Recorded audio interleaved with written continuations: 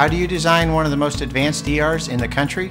At Parkview, we did it by focusing all our attention on you, the patient, by involving doctors and nurses in the design process, by creating quieter, more private spaces, and by leading the region in heart, stroke, and trauma care. This is not your typical emergency room. It's Parkview.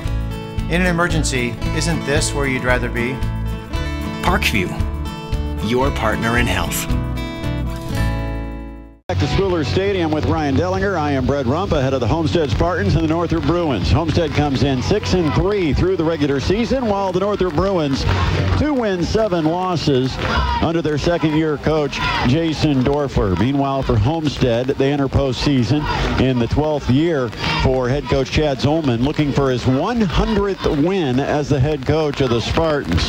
If you look at these two head-to-head, they played a week ago, and Homestead defeated Northrop 42-16. This one of a couple of matchups in postseason tonight that are rematches from the final week of the regular season, as the Wayne Generals and Bishop Dwenger Saints also playing in a first-round 4A game. In the history of this series, these two teams have met 8 times, all of those in postseason play, and Homestead perfect 8-0 against the Northrop Bruins. And like we said last time, it was Homestead 42-16. That happened just a week ago. Now the winner of this game will play in a sectional championship. There's only 4 teams in sectionals in Class 6A. And the other game in this sectional is the Carroll Chargers hosting the Warsaw Tigers, just a couple of minutes down the road here for Northrop, and the winners meet next week. Now I know if you're the Northrop Bruins, Ryan, there's 2 ways to approach this game. It's been a long year, 2-7, obviously not what you want to accomplish as far as wins and losses, but you go into postseason and you can make it a whole new season, and you can consider it new life. You play an opponent that you know what they're going to do. You know where you need to improve because you just saw them a week ago, and you can come out energized thinking we can pull the upset, we can shock the world. Or you can decide it's been a long year already, let's just throw the towel in and get through this next 4 quarters of football and head to basketball season. It'll be interesting to see what Northrop team we see tonight. Yeah, absolutely. I agree with you on that, Brett, completely. That, you know, Northrop has struggled pretty much the entire season with just getting behind early, you know, and then they got to play catch up. They did that against Snyder. We've seen it against Carroll and against Homestead last week. But Homestead can come out flat as well. You know, they just pretty much dominated that game last week against them. But, you know, Northrop's losing, and you're going to talk about it. They've lost a couple of their weapons tonight. Yeah, they have. One of their top receivers, in fact, their top receiver all year, Mike Snyder, will not play tonight. Snyder on the year had caught 25 balls for 373 yards, 3 of them for touchdowns. He is a scratch with an elbow injury, and also one of the running backs who was questionable going into tonight. He is not dressed. We saw him on the sideline, so he will not be playing, and that is Casey Lawrence. And Lawrence, a 5'9", 185-pound junior running back who normally is in the backfield, along with Jason Ash, their senior running back. Ash will be in the backfield, and of course Gary Shanley, their quarterback. He's a junior, 6'5", 185. He's got college-type size, Ryan. He can roll out in the pocket. It'll be a spread offense, as you'd expect from Jason Dorfler, former quarterback at Concordia High School. Shanley has to play well for Northrop to compete. Yeah, and he's going to have to look for Jordan Dickinson a lot tonight, because I think that's going to have to be his main target. You know, he's big, he's tall, he's lanky, he's not real fast. He's left-handed, so the ball comes out a little bit different, but these guys have seen him for really basically 2 years here. You know, really it has to do with it. If his footwork's right, he's going to throw the ball well. Watched him in warm-ups. A lot of his balls were just a little bit off, but you know, if he can get on a roll, and Northrop can keep this close at least till halftime and give themselves some belief, you know, because if your belief is great, you can do a lot of good things. And if they can get to halftime and have a chance, I think we're in for a really good game. For Homestead tonight, you know, they were able to rest one of their running backs last week, Landon Nernell, so he should be really fresh for tonight. And no, honestly, besides Dwenger, coming out of the SAC, I don't know if anybody's hotter than Homestead. And you know, Homestead, the one thing that they've got to be concerned with if you're Coach Chad Zolman, because Homestead has been talking about the Carroll rematch for some time. I mean, in the halls, maybe away from the practice field or outside the locker room where Coach Zolman hasn't necessarily heard it. But the reality is they want that rematch with the Carroll Chargers after losing to them on their home field earlier this year. They would, if both teams win tonight, they would get them again at Homestead. And like you said, Ryan, it's a team that perhaps is playing as well as anybody, having a couple of big wins down the stretch and including having the season-ending win against these Northrop Bruins a week ago. For Northrop, the struggles seem to be defensively. They've not been able to stop teams regularly, and when the offense gives them a chance to compete in a game, the defense is broken. And one thing you did notice is for a school that's in 6A, you usually don't see a lot of two-way players. They've got some two-way players. In fact, one of them, is not going to be playing tonight, but you've got some guys that you're going to see probably on both sides. Yeah, that's right, and that's just tough to do in 6A when you're playing against really fresh guys on almost every single play. And Homestead does have a few of their guys that'll go both ways occasionally, but for me, Northrop just has to keep it close to halftime, and if they do that, I think that we're really in for a good second half. And it's beautiful weather out here tonight. A slight breeze out of the east shouldn't affect too much in the kicking game. The field's in excellent condition, and I think something you mentioned that's funny is Homestead really wants Carroll, but Carroll has a team that really wants them to back Warsaw. Exactly. We talked about that when I was on with Jim Shevlin earlier in the pregame show, is that Warsaw's got to come to town really with a bullseye on Carroll, because Carroll has been their stumbling block last couple of years. And so Warsaw, who I think's perhaps got a better team than a 4-5 record. They played in a pretty grueling conference with teams like Northwood, Northridge, Plymouth, some good teams in that Northern Lakes Conference. It'll be interesting to see how Carroll responds and how they handle Warsaw, and that the Chargers don't look ahead to a possible rematch next week against their rivals, the Homestead Spartans. Other games in the area in 5A, we're not talking about it much, and there's a reason there's no games to talk about. The 5A tournament has a bye this week. We mentioned the way the bracket was set up. Originally, there was 5 classes of football a few years ago, and they split the largest class, the 5A class, they split into 2. The smaller of those schools are 5A today, and the biggest of those schools are 6A, which means there's half as many teams in the tournament in 6A and 5A as there is in 4A, 3A, 2A, and 1A. So they have a bye. 6A would have the bye the week before the state championship. 5A has the bye this week. The next week in 5A, you'll have Concord coming into town to take on Northside, and Goshen taking on Snyder. Looking tonight in 4A, East Nobles at Northridge, East Nobles at Northwood, Columbia City's at Northridge, Wawasi's at Plymouth, DeKalb's at Angola. Also in 4A, closer to the city, you've got Marion at Southside. That's a battle of an 0-9 Marion Giants team against a 1-8 Southside Archers team. Logan Sports 1-8. They're at Leo 8-1. Dwenger, the SAC champions, are out at Wayne. The SAC Cellar Dwellers, they were 0-9 this year. And then New Haven takes on Mississinewa. That is in Mississinewa. Both teams 6-3 records in the regular season. In 3A, Lakeland's at Heritage. Fairfield is at Culver. Garrett's at West Noble. Tip Valley at Jimtown. Garrett and Jimtown could be on a collision course. And then you also have Belmont and Mechanicawa. You've got Norwell at Concordia, Peru at Yorktown, Lures at Northwestern. In 2A, South Adams is at Busco, Prairie Heights visiting Whitco, Bluffton at Eastside, a game that is being featured on our DeKalb County High School Football Game of the Week on ESPN 106.7 FM, and then Woodland at Central Noble. Teams are making their way back out to the field, and so we're just moments ahead of the Homestead Spartans and the Northrop Bruins. And as we get ready to get this one underway, we will take our final timeout in the pregame. It's the kick of the sectional tournament, the IHSAA State Tournament, presented by the Indianapolis Colts. The Northrop Bruins hosting the Homestead Spartans. This is the Partners First Federal Credit Union High School Football Game of the Week on ESPN Radio 1380.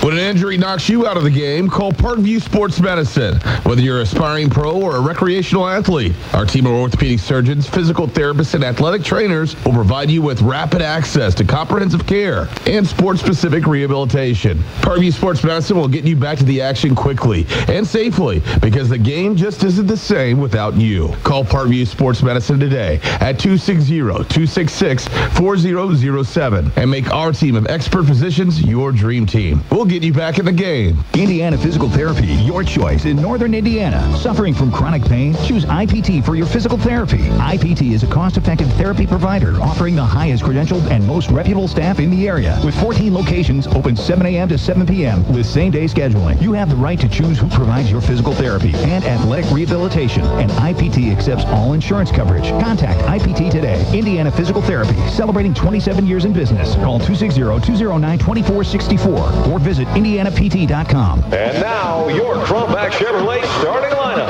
Silverado, the benchmark of full-size pickups. Stronger, smarter, and more capable than ever.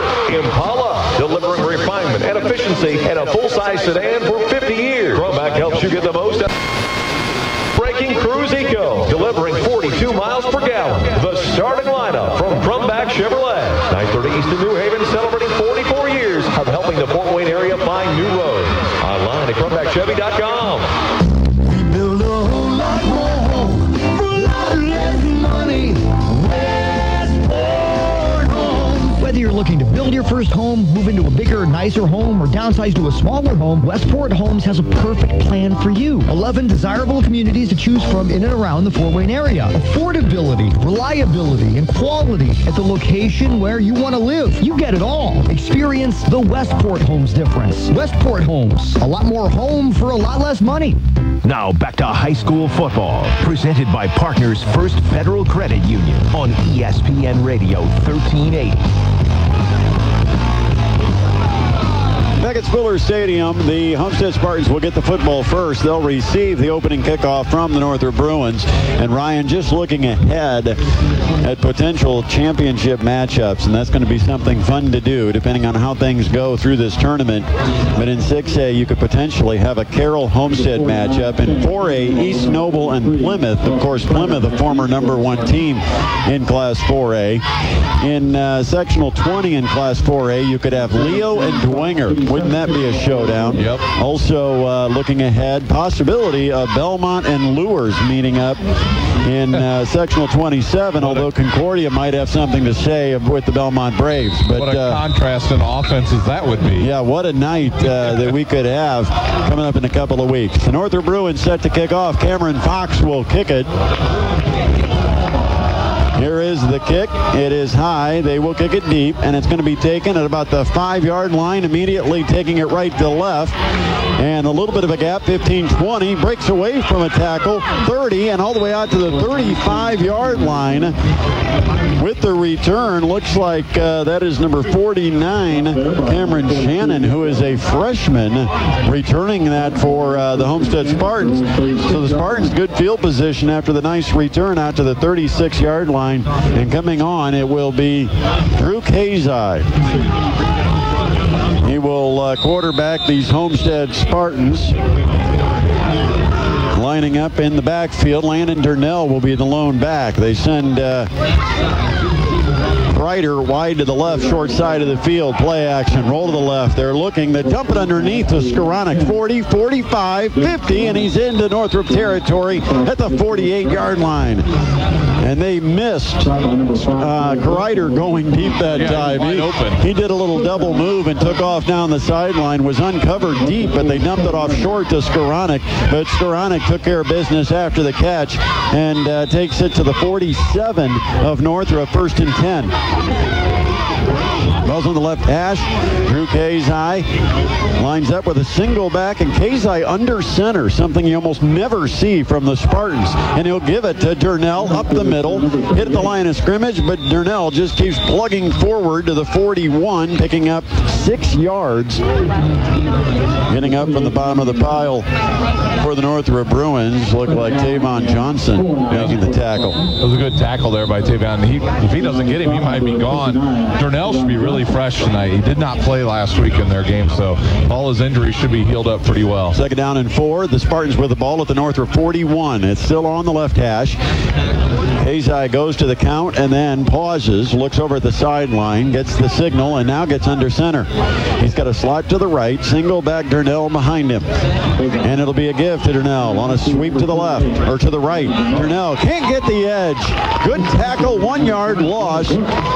Coming up, a safety on the play, and boy, that was a really nice play, and I think that might be Joey Brooks that came up and made the play. Number 5, and he came all the way from his linebacker. I think he's playing linebacker tonight. No, he's the safety, I believe. I think he's just the free safety, and he came up from center field and stuffed him for a 1 yard loss at the 42, where it's third down and 5. Little screen on the bubble. They throw it to Skoranek, and the Bruins have it covered.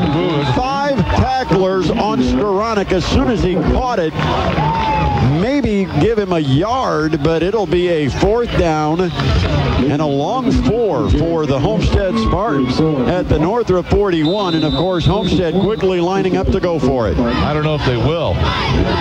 See if they try to draw him off. They have Fitzharris a slot to the right. It's Watson the slot to the left. Single back Durnell behind Kazai, and now Kazai goes shotgun on a 4th and 4 play. They need the 37 for the first down. Kazai looks to the right, throws, and it's intercepted by the Northrop Bruins. No, I think it's incomplete. No, it's incomplete. Ball hit the turf. That's probably better for them yet. They picked up yards. So it's an incomplete pass on 4th down, and that will give the ball to the Northrop Bruins. And we talked about the struggles for this Northrop defense, Ryan, and after giving up a big play to start the drive, they stiffen, and now they take over the football. Yeah, you know, I think the play that really helped them there was that stretch play that Homestead tried to run, and Brooks came out of center field and got that guy back, and that's what they were really looking for. Now Shanley's going to have to guide this offense, and no turnovers tonight by Shanley will be really important. Shanley with a single back. Jason Ash, trip receivers right. Shanley throws underneath, got a man wide open. It's Washington, a sprint, 35, 30, 25, 20, 15, 10, 5. Did he step out? Yes, he stepped out of the 20-yard line.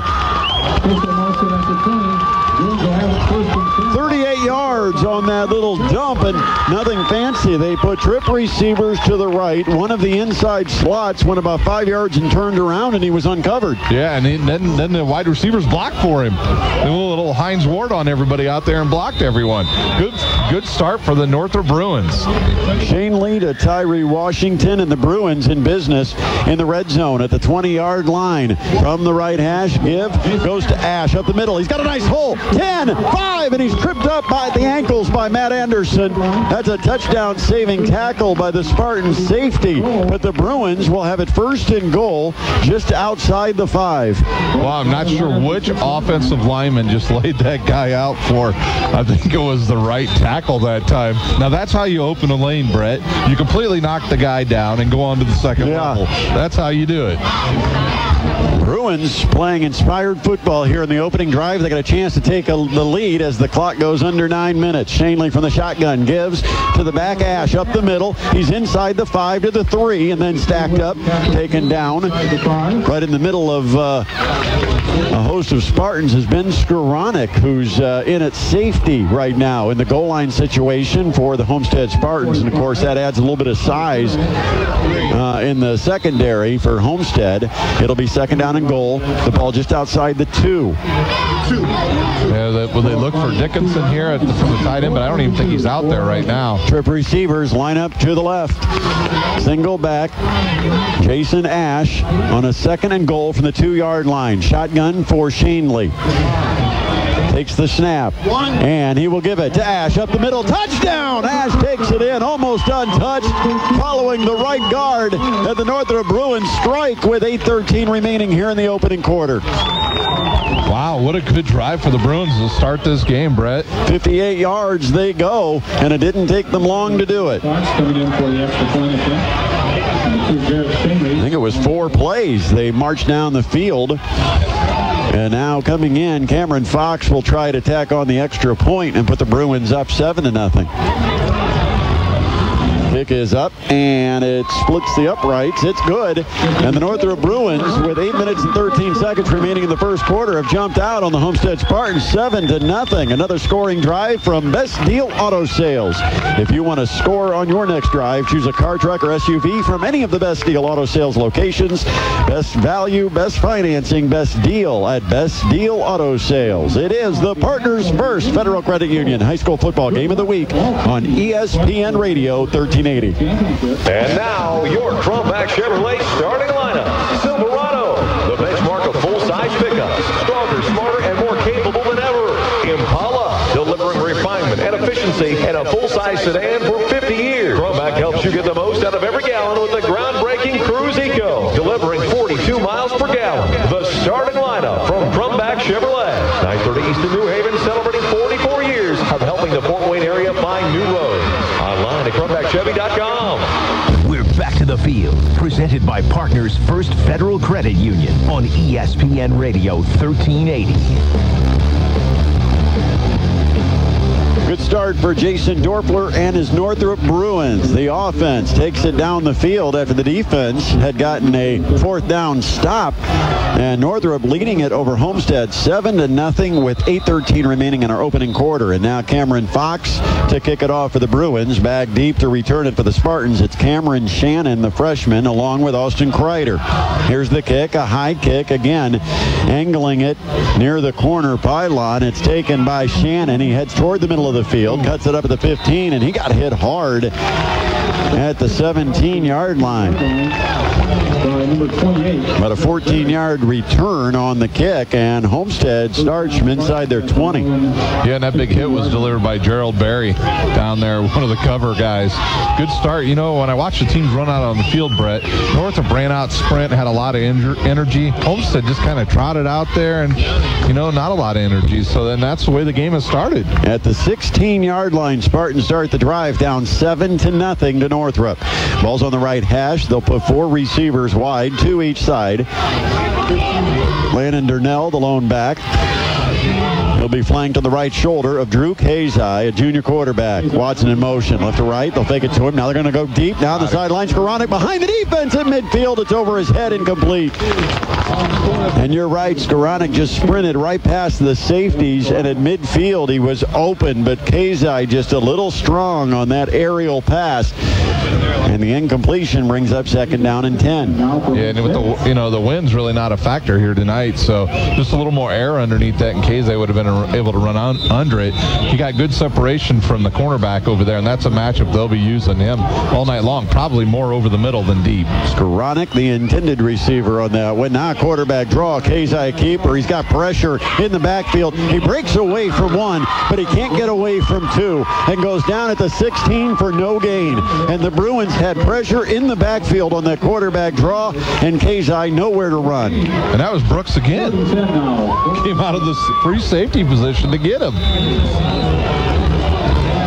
Joey Books, a 6-foot, 180-pound junior defensive back, making some big plays. Now it's a third down and 10, and the Spartans, obviously from their own 16, want to get something positive here. Kazai looks over at the sideline. They got trip receivers lining up to the right.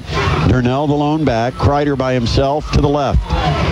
Shotgun snap. Kazai looking left the whole way. Kreider's covered. Now Kazai tries to escape pressure, and he'll have to take it out of bounds at the 12-yard line near sideline. That'll be recorded as a sack, and it was good man-to-man coverage on Kreider, the only receiver really on the pattern, because Kazai locked into him from the get-go, and Kreider never got any kind of separation. And I'm not, you know, I don't know what he was seeing there, because you could see the cornerback was going to rotate right there.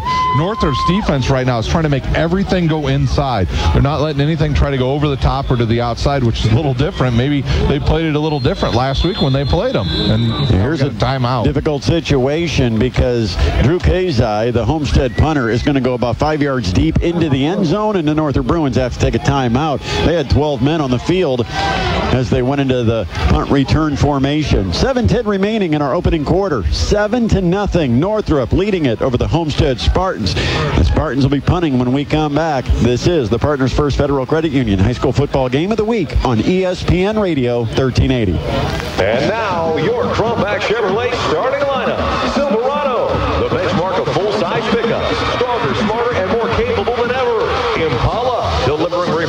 and efficiency in a full-size sedan for 50 years. Crumback helps you get the most out of every gallon with the groundbreaking Cruise Eco, delivering 42 miles per gallon. The starting lineup from Crumback Chevrolet. 930 East in New Haven, celebrating 44 years of helping the Fort Wayne area find new roads.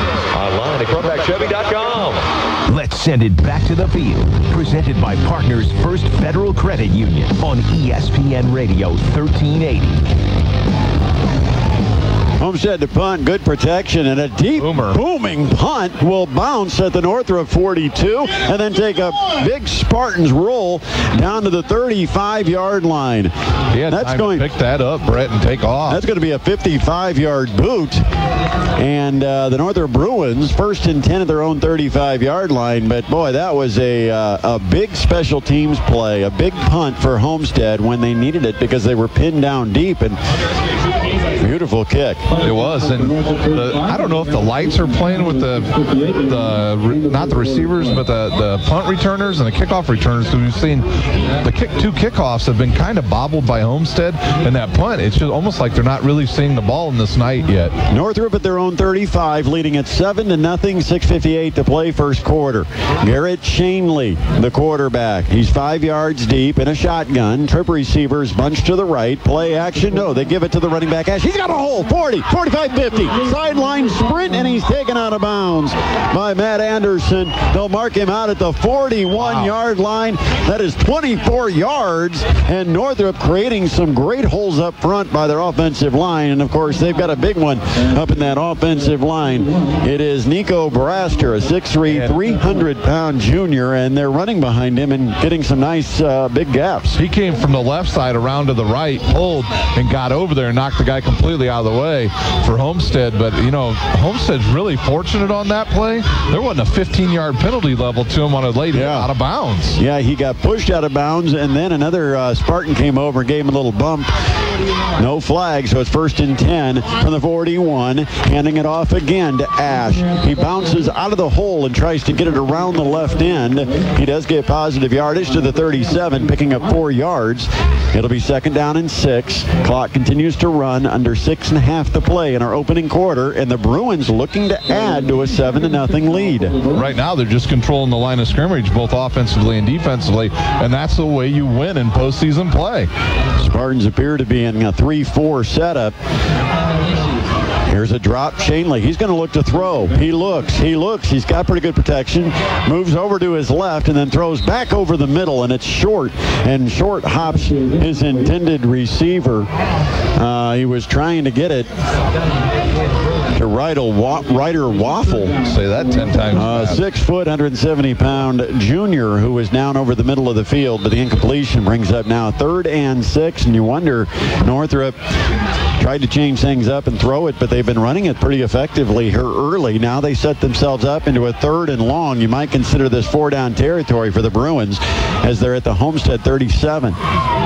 Shanley, shotgun from the left hash, single back, receiver split to each side. There's a throw, and that's caught by Waffle at the 30. That's first down. No, it's not Waffle. This one's Tyree Washington making the catch, and it is a first down as he pulls toward that 30-yard line. A 7-yard gain, first down for the Northrop Bruins. If you look at the Bruins on their offensive line, they've got really wide splits. There's about a foot between each lineman, so they've got Homestead really well spread out. Homestead's running a 3-4, and their offensive linemen are able to get up to that second level, and they're being really physical with Homestead right now, and it's working to their advantage.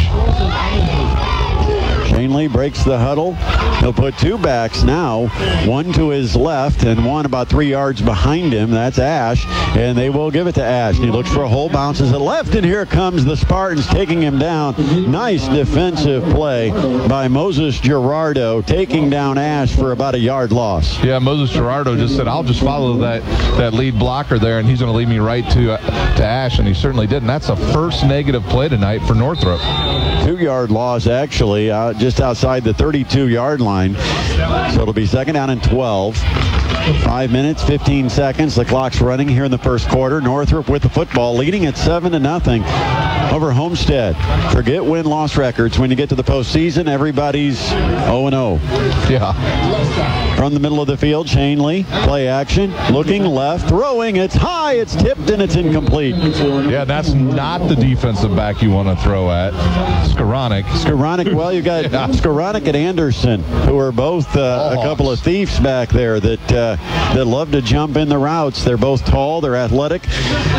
That time Skowronek got a hand on it to deflect it away, and now it is a 3rd down and 12 from the 32 of Homestead. And really, for Northrop, they flip field position here. From their own 35 now down to almost the 32-yard line of Homestead. So they don't really be surprised if they run the football here, because you got to consider it 4-down territory, and they've been running pretty effectively, and they will. A delayed draw. Ash will try to find a hole. Here comes the Spartans at the 35. He breaks away, but he's finally running out of real estate on the near sideline. He'll go out of bounds near the 35, losing 3 yards, and good penetration that time by the Spartans defense. And again, I think it was Gerardo that chased him eventually out of bounds, but the loss brings up 4th down and 15. Northrop the football at the Homestead 35-yard line, and the offense seems to be staying on the field. Well, now let's see. Now they're going to send out a punting unit, I believe. Yeah, it looks like Cameron Fox is the punter and the kicker, but he lines up in punt formation here. I like this decision by Northrop. And nobody for Homestead back deep. Now Matt Anderson will trot back inside the 10. See if Fox can kick one to the coffin corner. That's what he's going to try to do. He'll send it near sideline. Ball's going to bounce around the 2 and then go into the end zone. Fox got too much of it. 35-yard kick. They'll bring it back on the touchback to the 20-yard line with 4:43 remaining in the opening quarter. 7-0 the score. The Bruins leading it over the Spartans, and back comes the Homestead offense. Yeah, Homestead's got to get a little rhythm going. Casey was pretty hot coming into the end of the season, and thus far he's been off target on every pass except for that first one to Skowronek, and they haven't really got their run game going yet. From their own 20. Northrop's defense has played very well so far. And up until that last possession, their offensive line had played well, but Homestead had the best of them on that last possession. Drew Kazai lines up the Spartans. They trail it 7-0. 4:43 remaining in the first quarter. Durnell, the lone back, a slot each side, and the give to Durnell. Right up the middle, Durnell takes it out to the 23. 3-yard gain for Landon Durnell. You talked about the fact that Durnell got a break last week. He was injured in the middle of the year and missed a game, so he should be pretty fresh. Durnell is a senior, 5'7", 185-pound running back. 2nd down, 7. And they'll fake the jet sweep. Kazai, a keeper. He just basically dives forward, a lunge out to about the 24, but very little gain on that play, if any gain at all. Yeah, it's going to bring up a 3rd down and long. I think that was number 49 for Northrop that was in there. Although there's no number 49, maybe it was 59. I can't tell the numbers on their jerseys. Tavion Johnson again maybe was in there on that stop. 3rd down and almost 7. The ball is at their own 24-yard line. We'll call it 6. They need the 30. Here's Kreider on an underneath. He catches it right at the 30, but I think where he fell down, the ball just shy of the stripe, and they have to hit the 30 for the first down. It'll be short by about half the length of a football. And they want the clock running. And this would be a big play because it's 4th down. You got to assume perhaps quarterback sneak, but if Northrop can come up with a stop, and it's 4th down and about 6 inches from just inside their own 30, the Spartans will go for it, and Kazai will get, no, he's going to back off. Pistol. Shotgun. Yeah, he'll go pistol. Jonah Watson, a lead blocker. The running back fell. Now Kazai runs for his life, and he escapes. 35, 40, 45, 50, and now he might be gone. It's a sprint down the sideline. The 20 to 15. Finally, he's knocked out of bounds. He gets inside the 10. Wow. A busted play as Kazai went to give it to Durnell. The feet went out from under Durnell. He fell down. Kazai had to just take off for his life and ends up turning it into a huge gain They'll sit him inside the 5 at the 4-yard line, 1st and goal Spartans. Wow, that went from we've got him stopped to a huge play. What a momentum turner for Homestead. That is a 66-yard gain.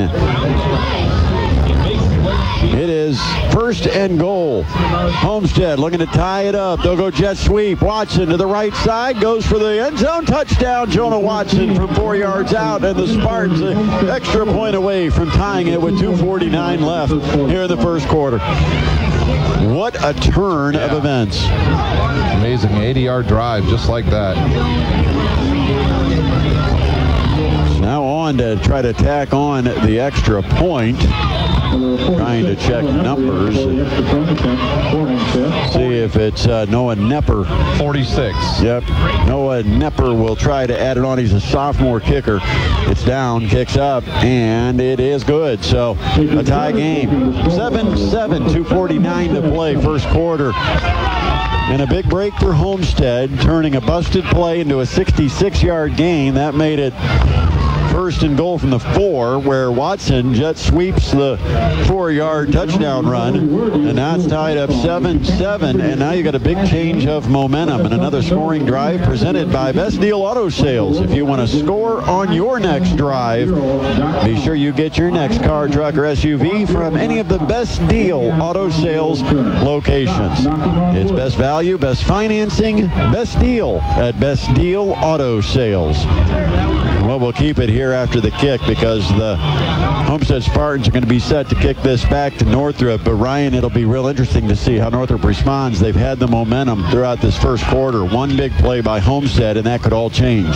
Yeah, you're right. And, you know, that, like I said, they want to keep it close. I mean, they are close right now, but that momentum, you could certainly feel on that play right there, totally shift the other direction. Coming up after the game, we'll be out at the Pine Valley Pizza Hut. Join us from 9:30 to 11. Tom Franklin will be in for Dean Jackson, giving us all the scores, highlights, and analysis of tonight's first round of sectional football from around Northeast Indiana. Here's the kick, a little punch kick, high in the air but not very deep. It's going to be taken at the 25-30, near sideline 35, knocked out of bounds somewhere near the 37-yard line. For the Bruins, it looked like Ty Smith on the return. It will be 1st and 10 for Northrop, somewhere near the 38-yard line, and 2:45 to play here in the opening quarter. Now what the Bruins can do. They've run the football pretty effectively early. I think Homestead got caught on their heels. I think they got caught flat those first couple of possessions when Northrop was able to take the first possession, 4 plays, go down and score, and take a 7-0 lead. Now Homestead, the big break with the long run on a busted play, and now they've got to tie game 7-7. Let's see how Northrop responds. Shanley with play action will look to throw, drops in the pocket. Here comes the rush. He tries to escape, and he's going to be taken down at the 32-yard line. 2 Spartans got into the backfield and brought down Shanley for a loss of about 5 yards. And there was nobody open downfield. I mean, if he had a little more time, he had a guy that kind of broke free late against Skowronek, but Homestead's definitely adjusted on defense now. 2nd and 16. It's a 6-yard loss on the sack. Now the Bulls on the right hash. Shanley shotgun. 2 receivers wide each side. And up the middle to Ash. Gets it across the 35 to the 36. So he picks up 4 of the yards back. It'll be 3rd down and 12.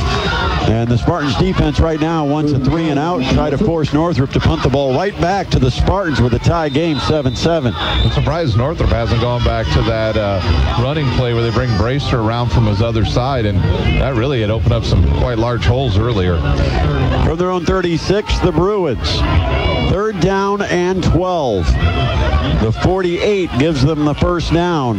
Ball's on the right hash. 2 receivers each side. Play action. Shanley from the pocket. Looks left. Throws it deep sideline. He's got a man open, and it's just over his head at the 41. I think he might have been looking for Waffle again over on that far sideline. I'm trying to check the number. But he lobbed it out there. And number 11. It's number 11. I don't know if that's 11 or 81. Some of the numbers are hard to read, and we see him here on the sideline, and it is number 81. That's Ben Aruza. But an incomplete pass brings up 4th down and 12, and from their own 36, Northrop's going to have the punt. Cameron Fox on to kick. Here's the boot, almost blocked, and then Fox got knocked down. There's the flag.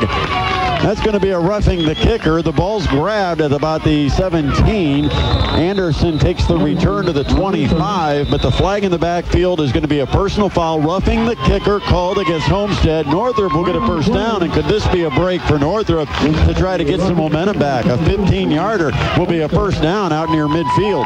Yeah, I agree with you. That's a big turn of events for Northrop. You know, they haven't had much going in their that drive and the drive before, but now they got some help. Homestead, I thought, was going to block it. I'm not sure how they missed the punt there. Both guys, it looked like it went right through their hands.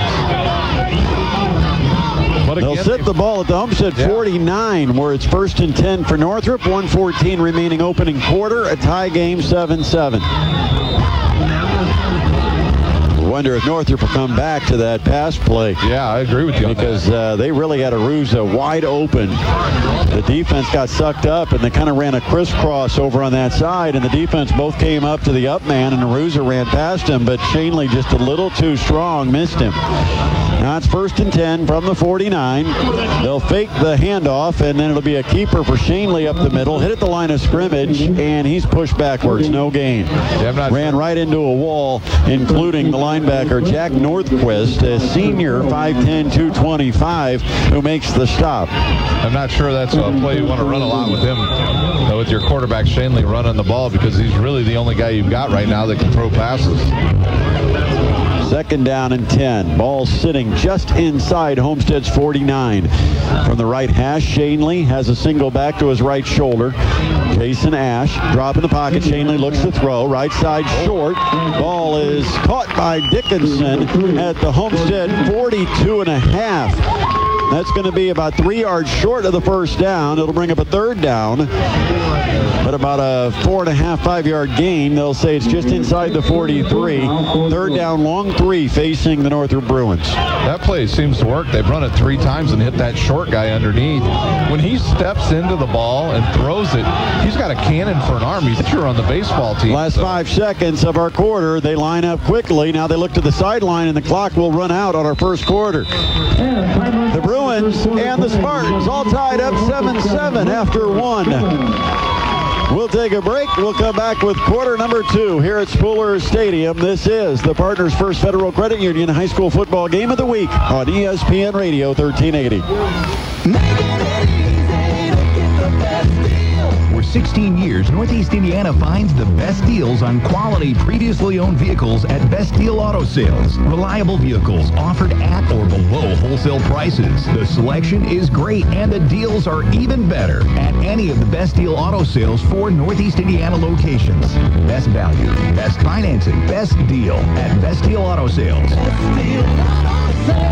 BestDealAutoSalesOnline.com. Here's a money-saving tip from Momper, the #1 name in insulation since 1956. Exposed attic ceiling joists and ductwork, or new snow that quickly melts off your roof, means you need to add insulation. We'll fill empty sidewall cavities with insulation, even through masonry, aluminum, or vinyl siding with no unsightly holes. Plus, we'll seal your crawl space with urethane foam for a total insulation package. Call Momper now for a free, no-obligation energy analysis of your home. It's high school football, presented by Partners First Federal Credit Union on ESPN Radio 1380. Northrop has the ball starting the 2nd quarter at the Homestead 43. 3rd down, long 3. Shotgun snap. Shanley gives it off to Ash. He escapes a tackler in the backfield. Ash is inside the 40, and he muscles to the 38 or 39, where he'll have a 1st down. And the last 3 yards was all effort by the Northrop senior running back, Jason Ash. That was all him, because they actually had an arm tackle on him in the backfield. He broke through it and got to his big guy, Braster, there. And he blocks out the sun, Brett. Yeah. He is a big offensive lineman. 300-pounder, 6'3", a junior. working in that Northrop offensive line. 1st and 10 Bruins. They have it at the Homestead 38-yard line. Just underway in the second quarter. 7-7 is the score. Bruins trying to give the Spartans a shock. You talked about a pregame, Ryan. We mentioned it with Jim Shevlin. If the Bruins can stay close in this, put pressure on the Spartans down the stretch, they'll set up a screenplay. Perfect call because it was a blitz up the middle on the bubble. Ball's caught, taken to the 35. Homestead recovered quickly. There might be a but you would think that's almost a perfect play to flip it out to the wide receiver bubble screen when the Spartans are blitzing, and we do have a player down on the field. And that is Brayster. He got hit by his wide receiver on that play. Caught that trying to lead block, and the wide receiver went down and rolled into him, and he is down. And the trainers will have to come out and look at him. Brico Braster is currently down on the Nico Braster is down on the field, and they'll look at him. 11:18 remaining second quarter. 7-7 the score, and as they check on him, we'll take a break. You're listening to the High School Football Game of the Week, presented by Partners First Federal Credit Union on ESPN Radio 1380. This broadcast is brought to you by Partners First Credit Union. See them for mortgages, home equity loans, great rates on auto loans, and multiple options for your checking and savings accounts. At Partners First, they'll call you by name because you're not just a customer, you're a member. Visit partnersfirstcu.org for more information or stop in any of the local Partners First branch offices. Partners First Federal Credit Union, supporting the community as the presenting sponsor of high school football on ESPN 1380. Now back to high school football, presented by Partners First Federal Credit Union on ESPN Radio 1380. Nico Braster makes it under his own power to the Northrop sideline. That's a good sign. The Bruins, though, lose an important offensive lineman, at least for this play. 2nd down, 7. The ball is sitting at the 35 of Homestead. Northrop and the Spartans tied 7-7. 11-11, and the clock's running here in the second quarter. Man in motion from the right slot, goes across formation to the left. They'll option back to the right. There's the pitch to Ash, turns the corner on the short side of the field and takes it for a couple of yards. Give him the 33-yard line. That'll be a 2-yard gain, and it's going to bring up a 3rd down and about 5. Yeah, on that play, they just went away from where Nico was at. They just went the other way to see what happened, and it was a good gain there. You know, the winner of this gets the winner of Carroll and Warsaw, and Carroll's up big early. Veneruza comes in with the play. Northrop does huddle. So many teams now going with that no-huddle offense, but we do see the Bruins huddle, but then they break it into the spread formation. 2 receivers, wide each side, single back, and play action. Rolling left, setting up the pocket, throwing deep, and over everyone's head at the 5-yard line. There's a flag in the backfield, and it's going to be a hold called against the Northrop Bruins. The flag sitting just inside the 40, so the flag about 5 yards or 6 yards deep in the backfield, Ryan. It's a spot foul. And you're going to move them back on this play. And you're going to send them back 10 yards, almost to midfield, and make them replay the 3rd down. It'll be 3rd down, about 21. Yeah, I think the wide receiver for Northrop that time ran the wrong route. Remember, it looked like 81, Veneruza again. He was looking deep for him down the seam, and he didn't continue that route. 10 minutes, 17 seconds remain in the second quarter. Northrop 7, Homestead 7. We're tied, and Northrop now with a 3rd down and 21 from the Homestead 49. Coming in to bring in the play from Jason Dorfler on the near sideline for Northrop. Ty Smith takes it out to the huddle. And again, for Northrop, they've just got to look to get this into a manageable down and distance to go for it on 4th down. Shotgun snap. Shanley. Here comes the blitz. They pick it up. Shanley throws deep right side. Double coverage on the intended receiver, Jordan Dickinson, and it'll be an incomplete pass. Brings up a 4th down, and from midfield, Jason Dorfler has no choice but to send out the punting unit. Yeah, and if he would have looked over the middle, he had Ty Smith running wide open as soon as he came out of his break, and he locked on Dickinson and overthrew him on that play, and now the Homestead has a chance to get some fairly decent starting field position. Vince Skoranek is dropping back. I believe that's Skoranek or Anderson. I know Anderson is often the man back deep. It is Matt Anderson going back deep, standing at his own 15. The snap. Fox will catch it and kick it away. And a high pop-up, not deep at all. Goes straight up in the air. Big bounce at the 28, and it goes out of bounds. So that'll only be a 21-yard kick by Cameron Fox. He's an experienced punter. You don't expect to see a pop-up like that, but the Spartans no return. They'll start 1st and 10 at their 28. On comes the offense led by Drew Kazai. Again, Homestead beat the Northrop Bruins 42-16 a week ago. Certainly not the same situation tonight. Tied at 7, just over 10 minutes left in the second quarter. Kazai has the ball on the left hash. 3 receivers wide, the slots to the right, and it's play action. And then Kazai, get keeper, round the right end, cuts it upfield at the numbers, outside the 35, taken down to the 39. Well, that's almost 11 yards for Kazai. It didn't look like there was that big a gap, but a nice run and a first down for the Homestead Spartans. Yeah, he got a good block by Ben Skoranek on that. Number 42 for Northrop. Dorman there, he was looking for a hold, and he may have had a good gripe there with the officials. From their own 39, 1st and 10 Spartans, tie game. Fake the jet sweep, up the middle, Kazai, across the 45, and finally taken down as he hits midfield. Another 11 yards for Drew Kazai, and another first down for the Homestead Spartans. And again, coming up and making the tackle, Tavon Johnson for the Northrop Bruins, but not before Kazai picks up back-to-back 11-yard gains. And now Homestead's starting to control both sides of the line of scrimmage. Right on the midfield stripe. 1st and 10 Spartans. Handoff, running back Durnell. He picks a hole up the middle, puts the pads down, and inside the 45 to the 43 goes Landon Durnell, a 7-yard gain. No, they'll put him down at the 44 for 6. And you're right, Ryan, they're starting to pick apart this Northrop defense, and the offensive line for Homestead is starting to take over in the trenches. Especially right up the middle. Joey Books. Well, you look at the center for the Spartans, and he is a monster. There's the snap, give to the running back Durnell. He breaks away from an arm tackle, the 45. He's inside the 40, taken down at the 37.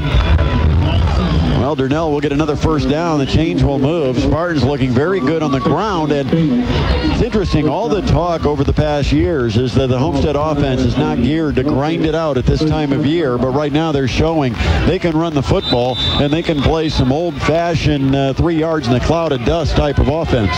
Little Belmont action. We're used to that. We saw it last week.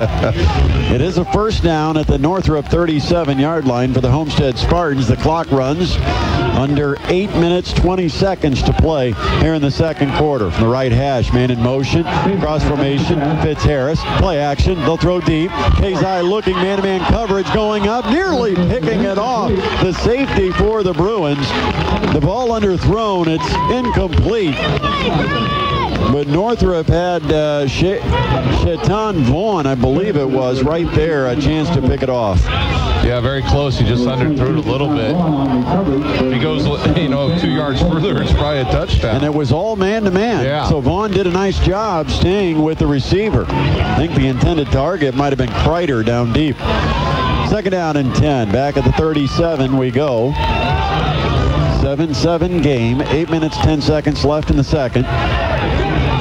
Ball's on the right hash, and they throw to the slot receiver. Fitz-Harris dropped it. He was the slot to the left, and they threw it to him quickly before he even headed upfield. But the problem was he took his eyes off and started to look upfield before the ball was in his grasp, and it's an incomplete pass. So it'll be a third down now for Homestead. Northrop needing a stop here. Yeah, it'd be a big stop for them, but I'm watching over here that on this side this time, Skoranek had single coverage on him, and they neglected to see that. Again, 4 wide, and this time it'll be a quarterback draw. Kazai, 35, breaks away from one, cuts left, 30, 25, 20, drags tacklers all the way inside the 15, close to the 12 or 13-yard line. Big gain for Kazai, another first down for the Spartans. Yeah, he just waited for that hole to open up on the left side, and when it did, I think he's very quick. Yeah. I mean, I think some of the linebackers are underestimating his speed. Wow, that was... You know, the interesting thing, Ryan, is you've got a Homestead team that we talked about it and joked a little bit that they usually are spread them out and throw the ball around, and you almost can't help yourself if you're a Homestead coach. You're so used to the play calls or to the pass calls. They went to the pass, ineffective on a couple of plays, and then Kazai, another big run, and they'll keep on the ground. Durnell around the left end. He's got a first down inside the 5, and he tries to get it all the way to the goal line, and he's just short. Durnell will come up about a yard short, where it'll be first and goal for the Homestead Spartans. Yeah, and he needs to buy dinner for his tight end that time. And that was Ben Skoranek. Went over there in a down position and was able to seal off that whole left side for him to run around. And, boy, Homestead looking really good on the ground. And doing it on the ground. The only plays they didn't advance the football, a couple of pass plays. They'll overload the line to the right. The ball's on the left hash. Durnell, the lone back, under center is Kazai. Handoff goes to Durnell. He heads for the goal line, and he's short. I don't think he got in, and a flag came flying in from the line judge near the line of scrimmage, and it's a hold that's going to be called against Homestead. No, face mask called against the Bruins. A face mask against Northrop. Now, you know what, Ryan, if you're ever going to do it, I guess do it there, because it's not an automatic first down. You're only going to put it half the distance from the 1, so it goes from the 1-yard line to the half-yard line. It's a half-yard penalty. They will replay the down, which means it's first and goal now from about the half-yard line or somewhere near the 1. See if they do. Oh, Kazai is going to be in the... He'll go shotgun. Offset I, man in motion across formation is Fitzharris. He gets a jet sweep, heads for the corner pylon, and he gets there. Touchdown, Homestead Spartans. Connor Fitzharris, a 1-yard run. They go jet sweep from the 1, and Fitzharris beats everybody to the corner. 13-7, Spartans lead it. 7:08 remaining first quarter, and now Nepper will come on to try to tack on the extra point.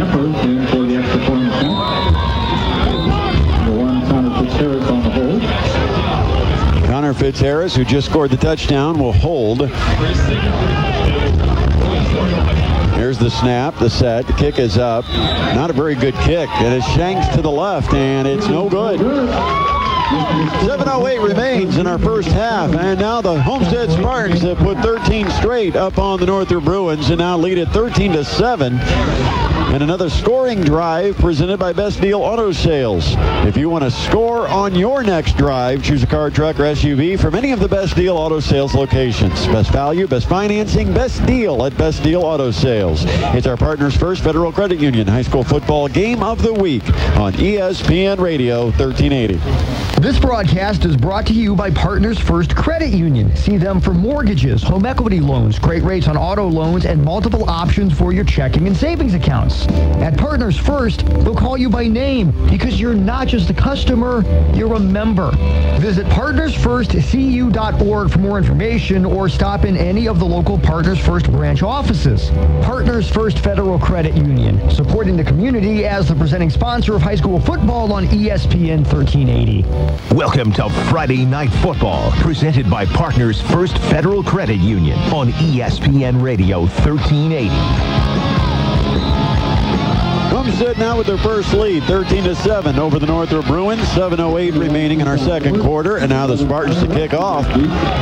What wind we have coming out of the northeast, and Homestead going into it here in this quarter. The kick taken at the 7, the 10, the 15, 20, heading toward the left across the field, 25, 30 near sideline, wrapped up, taken out of bounds as he crosses the 35. Nice return, and I believe that is Keyshawn Edwards who had the return for the Bruins. He's just a sophomore, 5'7", 155-pounder. A nice 33-yard return will set up Northrop just outside their own 35-yard line. Yeah, great return for Northrop. Gives them a little room to play with here. But they got their Nico, their big offensive lineman, I believe, is back in the game. So that's a good sign for Northrop that they got the big boy right back in there. Now Northrop trailing for the first time, 13-7. First and 10 from their own 36. On the left hash, Garrett Shanley, 5 yards deep. Again, Mike Snyder, his favorite target this year, is out injured. Elbow injury. He's in a sling and not dressed on the sideline. They'll give to the back, and it's Jason Ash. He carries it behind his right side of the line and gets no gain. Wrapped up at the 36. It'll be a second down and 10. And again, the Spartans, after being pushed around a little bit early in the game, they have now started to stand tall on both sides of the football. Yeah, more negative plays for Northrop now than positive on the ground. But I still think you got to work Ash all over the place. He's a strong runner. He's a workhorse.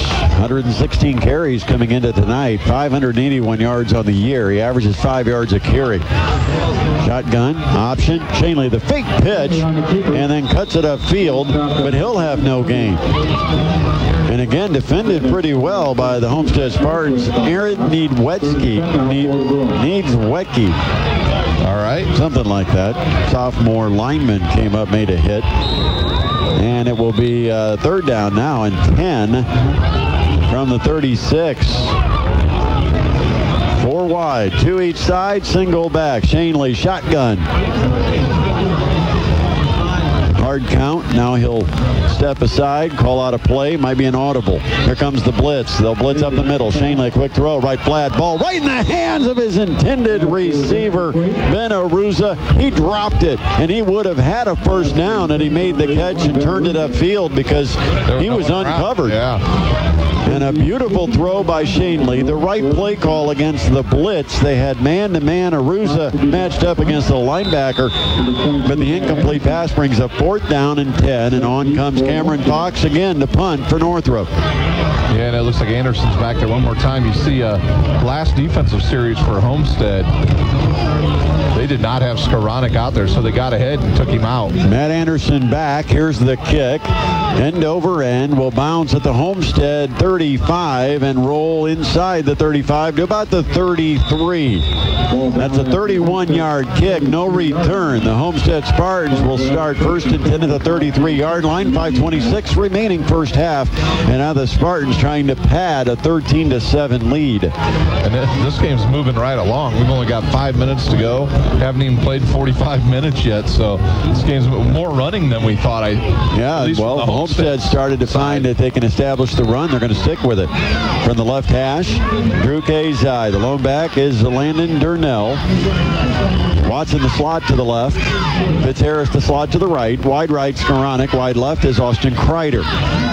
Homestead skill players, at least in the receiving positions, have stayed pretty healthy this year, and there's flags on the snap. The whistles blow, and it's offside against Northrop. 5-yard penalty be marched off against the Northrop Bruins. Coming up at halftime, Bryce Vance will have scores, although they might be like first quarter scores for most of the games, because most of the action just finishing up the first quarter while we're approaching halftime here at Spooler Stadium. 5:26 remaining in our second quarter.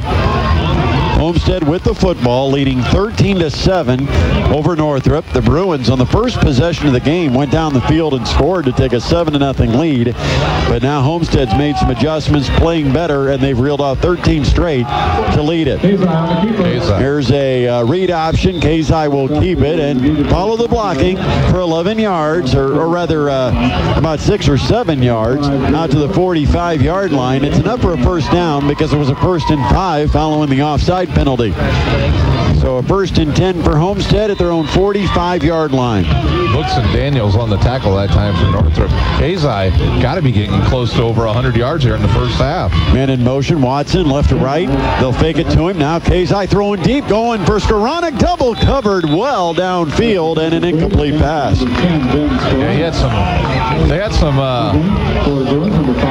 they got a rush on him that time. He had to throw it just a little bit earlier. In fact, I think he might have hit his hand. And Joey Bush Books, a name that we've mentioned a few times, again on the coverage with Skoranek, and he was with him stride for stride all the way down the field. Yeah, they had him inside and out covered, and that the number one there, he was open. Fitzharris was running down just behind him, came out of the backfield. It was a little better option, but trying to loosen up that defense once again is Homestead. And Ashton Seeney, a corner, was also in on the coverage. It brings up a 2nd down and 10 from the 45, play action, and Kazai throws. Has a man, Skoranek at the 44, near sideline 40, 35, spinning inside the 30, taken down to the open field by Books at the 29. But another good gain, that one for 26 yards, and it's a first down for the Spartans at the Northrop 29-yard line, and we've got whistles, and the officials will stop the clock. Might have an injured Spartan, and it is, or an injured Bruin, and it is going to be Ashton Seeney, the 6', 155-pound junior corner, who will hobble over here to the near sideline. Yeah, and Jalen Daniels, one of their linebackers, fell into him right at the end of the play, right into his knee. Now this will be interesting. Skoranek is going to be matched up against the new corner who just came in. You've got to think that Kazai has noticed. Skoranek alone to the right sideline. Read option. They'll give it to the running back, Durnell. Spins inside the 20. Stays on his feet inside the 15 to the 14. 16 yards for Landon Durnell, hard-earned yards, but he keeps breaking away from tackles. We know that Northrop's had some defensive troubles, Ryan, and part of it tonight, they just are not tackling. Yeah, that was Presley that time. The freshman running back was in there, number 28. Oh, 28, not 38. So it is Jordan Presley, the freshman, 5'9", 160. Took that ball inside the 15 to the 14-yard line where it's 1st and 10 for the Homestead Spartans. Always tough when you put a new running back in. It's got one of the numbers the same and is built about the same. And again, Presley up the middle, takes it inside the 10 to the 9. 5 yards right up the middle for Jordan Presley, the freshman, and the Spartans now have it 2nd down. They'll sit it just inside the 10, call it 2nd down and 6. Yeah, Homestead just really dominating up front. And whenever you see Skoranek go down as a tight end, you're pretty sure it's going to be a run. Ball is at the 9. Shotgun, Kazai again gives to Presley. That time the Bruins came up and hit Presley for no gain. Goes down at the 9-yard line. It'll be 3rd down. Yeah, it was Heath Alt on the tackle right there. 3:25. The clock's running here late in the first half. Homestead trying to add to a 13-7 lead in the red zone at the Northrop 9-yard line, facing a 3rd down and 5.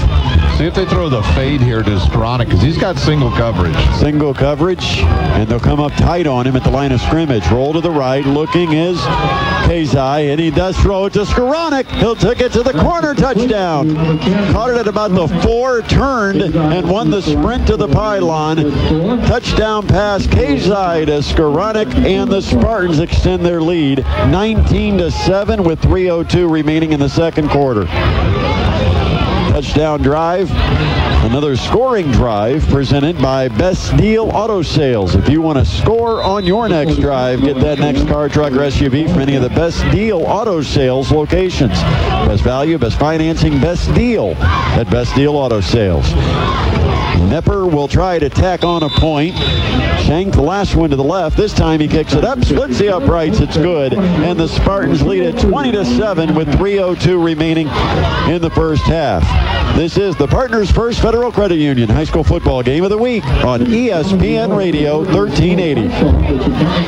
Indiana Physical Therapy is your choice in Northern Indiana. Just like filling a medication prescription from your doctor, you have the right to choose who provides your physical therapy. And IPT accepts all insurance coverage. IPT is open 7 a.m. to 7 p.m. and offers same-day appointments with 14 conveniently located clinics. Go to IndianaPT.com to find a clinic near you. Contact Indiana Physical Therapy to start your therapy today. Celebrating 27 years in business, Indiana Physical Therapy is your choice for physical therapy. Call 260-209-2464 or visit IndianaPT.com. It's high school football presented by Partners First Federal Credit Union on ESPN Radio 1380. Early early on, the Northrop Bruins came out and showed some inspired football. They took a 7-0 lead on the first drive of the game. Since then, the Spartans have run off 20 straight points, now lead at 20-7 with 3:02 remaining in the first half. Northrop needs to have a big play, find some way to stop this Homestead momentum. Northrop will get the ball to start the second half. Homestead got the opening kickoff. Here's Nepper's kick, a deep kick, and it's taken from the 6. No, it's dropped, goes back into the end zone, and then that'll ought to be an automatic touchback, so it'll come out to the 20. Ball's dead once it rolls across the plane of the goal line, so touchback. Northrop starts at their own 20, 1st and 10, trailing 20-7, 2:59 on the clock. Yeah, a couple score updates. Carroll's now up 28-0 over Warsaw, and Woodland is now up 21-0. So the 9-0. I think Woodland's a dark horse to get to the state. They will run into Eastbrook should they get through the sectional. They'll run into Eastbrook, I believe, in the regional. Yeah. And Eastbrook, a very good football team. I think they're number 1, aren't they? Might very well be. Yeah. Undefeated. 20-7 our score here. Northrop takes over, trailing by 13. Shanley, a little comeback route on the far sideline. It's caught at the 27, and then taking it out of bounds as he crosses the 35 is Dickinson. First down, a 15-yard gain, and again, they took advantage of the cushion, that prevent type coverage. That cover 2 where you your corners give cushion, and that time Dickinson went 5 yards, turned around, but he made the catch in space and was able to just sprint down the sideline for good yards after the catch. Handoff up the middle goes to Jason Ash. He'll take it out to about the 38, maybe a 3-yard gain. Well, no. The line judge on this side had it at the 38. They set the ball on the 40 then. So I guess we'll give him 5 yards. I'm really impressed with Jason Ash. He really runs hard. You know, and he's fast, he's shifty, and he's able to find those holes in there. I'm sure that time Shanley saw Skoranek roll over the top over there to protect his 20-7 is our score. Play action, they fake the sweep. Now Shanley throws over the middle, and jumping the route was Anderson. It forced Shanley to throw high to his intended receiver, Tyree Washington. Incomplete. But if he'd have thrown it accurate, if he'd have thrown it accurate, Anderson was jumping the route and taking it for a pick 6. Yeah, I'm not sure if his first option was to throw it to Jason Nash on that, but 2 Homestead guys hit him pretty hard coming out of the backfield. Nowhere to go. Now Homestead's got to be, or Northrop, do you look to run here to try to keep the clock running? 3rd down and 5. They have the ball at their own 40. 2 minutes, 10 seconds left before halftime. Northrop is down 20-7. They will get the second half kickoff. 4 wide, 2 each side. The back, Ash gets the handoff up the middle, across the 40. Muscling it out to the 42, 43. They'll sit it at the 42. It'll be a 4th down, and a timeout's going to be called by Chad Zolman, trying to preserve as much clock as he can with 2:02 remaining in our first half. 20-7, Homestead leads. Now with 4th down and 3 facing the Northrop Bruins. Northrop's going to send out their punter when we come back from the timeout. It is the Partners First Federal Credit Union High School Football Game of the Week on ESPN Radio 1380. This broadcast is brought to you by Partners First Credit Union. See them for mortgages, home equity loans, great rates on auto loans, and multiple options for your checking and savings accounts. At Partners First, they'll call you by name because you're not just a customer, you're a member. Visit partnersfirstcu.org for more information or stop in any of the local Partners First branch offices. Partners First Federal Credit Union, supporting the community as the presenting sponsor of high school football on ESPN 1380. We're back to the field, presented by Partners First Federal Credit Union on ESPN Radio 1380. 2:02 remaining in the first half. Northrop lines up to punt with 4th and 3 from their own 42-yard line. There's the snap back deep to Cameron Fox, who kicks it away. High kick. Anderson signals fair catch and gets it at the 25. A 32-yard kick by Cameron Fox with no return. Spartans will have it at their own 25-yard line. They've got 1 minute 54 seconds before halftime, and they lead it 20-7 over the Northrop Bruins. I thought maybe Northrop might think about a fake there just before halftime, but I think Homestead was thinking the same thing, because they lined up in a regular old defense right there and just left their defensive back out there to catch the ball in his zone. So Spartans with Drew Kazai at quarterback, trying to see the back in the backfield and if they've brought back Durnell or the freshman, and it looks like the freshman is back there in the backfield. So they stick with Jordan Presley as the back. Kazai throwing, and he's going to throw deep. Kreider left sideline midfield. It's off his fingertips, incomplete. Austin Kreider, the intended receiver. And Kazai just about a yard or two too strong, because they did have Kreider on that sprint down the sideline open. Yeah, that time he read the defense perfectly, saw where the man-to-man coverage was on that side, and just maybe a half yard too far. Sometimes you wonder if you just want to lay it up there a little bit, and let your receiver run to it and maybe have more margin of error than what he's got by throwing a strong dart. But there is a little bit of wind that Homestead's going into. 2nd down and 10. They set up a bubble screen. Caught by Kreider, 25. Kind of dances his way through traffic out to the 30, picking up 5 yards. And it'll be a 3rd down and 5 for Homestead. Under a minute and a half to play. And Jason Dorf, we're not taking a timeout, so it tells you kind of what he thinks of his defense right there. He's not real sure they can come up with a 3rd down stop. Yeah, I agree with you. I thought he might do it there, but Homestead is going to burn some of the clock. Down to a minute 12, 10 seconds on the play clock when they snap it. Kazai looks, throws, and it is caught for 1st down. Kreider, 35-40, 45-50, and he finally gets chased out of bounds as he gets into Northrop territory at the 48-yard line. Well, and that was just a little down and out route that he ran there that was right on target, and he broke a tackle. Was off to the races now. 22 yards on that play, and now the clock stops after Kreider stepped out of bounds. 1:03 left in the half. Homestead trying to add to a 20-7 lead from the left hash. Kreider rolls to the right. He's looking. Now he's throwing, and his receiver fell down, but they'll say there was contact, and the flag comes in. Man-to-man, he was trying to target Skowronek, and it was man-to-man coverage by Ashton Seeney. Seeney arguing the play, saying it was incidental. But Skowronek went to cut to the sideline, and they just kind of tangled feet, and Skowronek went down, and now the officials will at least discuss it. There's a flag laying at the 30. Yeah, I think Skowronek's feet just came out from underneath him, and down he went. I don't think there was any penalty on that. They wave the flag off. So no flag.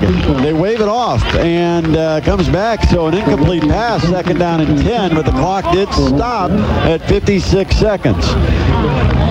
Homestead the ball at the Northrop 48.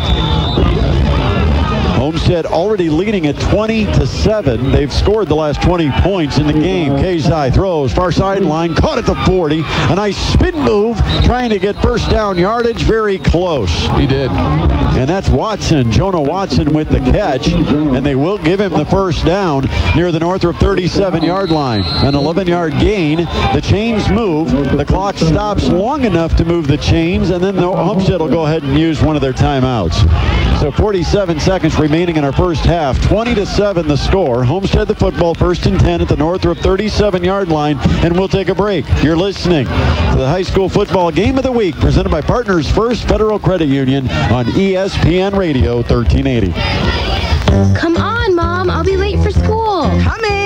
With a job, a family, and managing my asthma, I can't afford to get sick. So when my doctor told me vaccines could help protect me against serious diseases like whooping cough and pneumococcal disease, I got vaccinated. Mom! Mama. Nothing's going to slow me down. Don't wait. Vaccinate. It's one more thing you can do to stay healthy.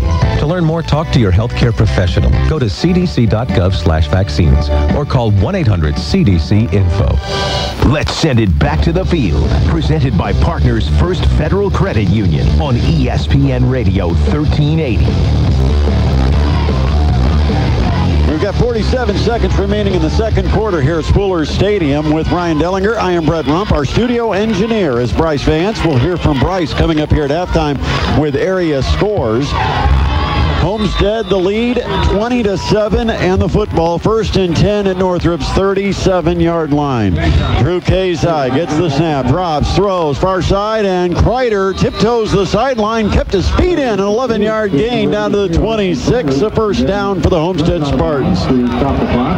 Wow, if you were looking for some scoring, it looks like it's 40-20 in the Lures game with Northwestern, correct? Oh, Lures up 40-20 already. 9:22 left in the second quarter. Unlike Southside and Marion. From the 26, a roll to the right. Kazai flips it, man-to-man at the goal line. Skoranek goes up, and it's knocked away. Good defense. Again, it's man-to-man downfield by Ashton Sini. And Sini, 6 foot, 155. He's got the height, Ryan. We see a lot of 5'7", 5'8" corners. Yes, we do. Sini at 6 foot, matching up with the 6'4" Skoranek, but he's able to go up and get those jump balls. That is all that happened there. Kazai just lobbed it up to the goal line, and they went up, and Sini tipped it away. Most of the time it works for him because he's so much bigger than everybody. 32 seconds left. Second down and 10. Throw over the middle, and it's in the hands of Sini on a slant route, and he dropped it. Yeah. I think he was surprised the ball came to Skoranek, the intended receiver. But what an assignment for Ashton Sini to be matched up with one of the top receivers, not only in the Summit Athletic Conference, but perhaps the region and the state, heading to Northwestern to continue his college career. It looked like he just stopped running his route on that. Yeah, Sini had him cut off. No chance to get a completion, and Sini cut him off, and then the ball actually was in right in Sini's hands. Third down, little lob, and it's dropped by the back out of the backfield. That's the freshman. He came out of the backfield, kind of swung out to the left, and then headed downfield just as Kazai tossed it over to him, and he dropped it on the run. And it's going to be a fourth down with the 22 seconds remaining in the half. Fourth down and 10. The ball at the 26 of Northrop. Homestead lines up quickly to go for it. I wonder if Darnell is injured again. He hasn't been. He's been out quite a while. And there was a lot of green grass. And I think we're going to have a timeout on this fourth. Northrop wants to call a timeout. Jason Dorfler saw the alignment and then decided he's going to take a timeout, give his defense a break, and maybe prepare them for what to expect here in this fourth down play with 22 seconds remaining in the half. Northrop will get the second half kick. They'll have the first possession of the second half. They want to stay where they're at. They're down a couple of scores, 20-7. 22 ticks left here in the first half. I see that Austin Mack has already scored 4 touchdowns tonight, and we're only like not even close to being to halftime. So maybe a big night for him to say, hey, I want to be Mr. Football of Indiana. It's going away party, really, for high school football in Indiana, heading to Ohio State next year. So Homestead looking to go for it here on this fourth down at Northrop's 26-yard line. And right now both teams huddled up with their head coaches. Chad Zolman in his 12th year looking for his 100th win as a Homestead coach. Talking to his Spartans. Near sideline, it's Jason Dorfler talking to his all-orange clad Northrop Bruins squad. Jason Dorfler, just 2 years as the head man. Now, Jason played at Concordia, I believe a 2006 graduate, or perhaps the last year he played was 2006. And they were good behind him. Very good team. Of course, Dean Dorfler was the athletic director at Concordia, was the coach then. Here's the fourth down play. Kazai throw over the middle. It's completed against man-to-man. Kreider the catch at the 10. He sprints to the end zone. Touchdown Homestead. 17 seconds remaining. What a play. Coach Zolman knew there'd be man-to-man and nobody can keep up with Kreider. Touchdown, 26 yards. And now it's 26-7. Spartans, they got a chance to tack on the extra point. Wow, just like that, a blink of an eye, they're right down there again scoring. Ryder is so fast, might be one of the fastest receivers in the area. Here's the snap. Fitzharris the set, and the kick by Nepper is good. 27-7, 17 seconds remaining in the first half. Another scoring drive from Best Deal Auto Sales. If you want to score on your next drive, choose a car, truck, or SUV from any of the Best Deal Auto Sales locations. Best value, best financing, best deal at Best Deal Auto Sales. We'll be back. This is the Partners First Federal Credit Union High School Football Game of the Week on ESPN Radio 1380. Let's see. Age, sex, male. Diseases you're at risk for. Flu, whooping cough, pneumococcal disease. Vaccines can protect you from serious diseases adults can be at risk for. And the older you get, the more serious they could be. Shingles. Take the quiz at cdc.gov/vaccines to learn more. Or call 1-800-CDC-INFO. Then talk with your healthcare professional. Don't wait. Vaccinate. It's high school football, presented by Partners First Federal Credit Union on ESPN Radio 1380. Homestead extends their lead to 27-7 with 17 seconds left here in the second quarter. With Ryan Dellinger, I am Brett Rump at Spuller Stadium. Homestead looking to advance into a 6A championship game next week in Sectional 3, where they'll play the winner of Carroll and Warsaw, and it was all Chargers early. We'll get updated on scores here coming up at halftime from our studio engineer, Bryce Vance. A squib kick bounces its way down to about the 15. The return right up the middle of the field, across the 30, near the 33-yard line. 12 seconds left, and Northrop starts from their own 33, down by 20. Northrop scored on their first possession. They drove right down the field and took a 7-0 lead. Since then, Homestead now has put up 27 straight. Yeah, Homestead figured it out just after they scored, and it's really been all Homestead here. I would assume Northrop might just take a knee here and go into the locker room, but nope, they're going to spread it out. They are going to spread it. Might go for it. What do they have? Throw it up. Really? Why not? 12 seconds left. Your season's on the line. You're down by 20. Shanley. Well, and instead they will give it to the back of the middle. Ash. He's got space. Across the 40, 45, breaks a tackle. And in midfield, he's chased down from behind and tackled as he falls forward into Homestead territory at the 48. Well, a nice run that time. 5 seconds still remain, and now the question is, can Shanley throw up a Hail Mary and get it all the way to the end zone? Well, he's going to have to roll out and get away from pressure and see if they have time to do it here. And 50 yards would be a pretty good throw for a high school quarterback, somewhere in that 50 to 55-yard range. That's kind of topping out for a high school quarterback. He's got a little wind at his back. And the ball is at the Homestead 48. There's a timeout on the field with 5 seconds remaining. And Storfler's like telling the receiver, right, run as far as you can go. Yeah. And catch the ball. So send one guy deep in the end zone. Are they trying a field goal? No. No, the back was tying his shoe. He was not going to hold it. That'd have been a 64-yard attempt, and you think it's a long way to throw a football. Go out there and try to kick a field goal. 5 seconds remain. Northrop down by 20. They drop back. Shanley is going to throw it. Lobs it up, and there's nobody home. It falls incomplete. The clock's at 0, and that'll be the end of the first half. 27-7 the score. The Homestead Spartans, after allowing an initial drive for Northrop to put the Bruins in front 7-0, Homestead answers with 27 straight as they go to the locker room, leading at 27-7 over the Northrop Bruins. We'll take our first halftime break. When we come back, Ryan Dellinger will fill us in on the scoring here in the first half. And then before the half is over, we'll also get updated on area scores here in the first weekend of sectional play by our studio producer for tonight's broadcast, Bryce Vance. Again, our halftime score here, Homestead 27, Northrop 7. This is the Partners First Federal Credit Union High School Football Game of the Week on ESPN Radio 1380.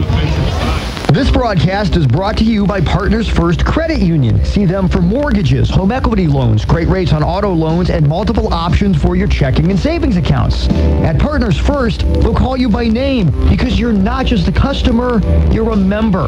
Visit partnersfirstcu.org for more information or stop in any of the local Partners First branch offices. Partners First Federal Credit Union, supporting the community as the presenting sponsor of high school football on ESPN 1380.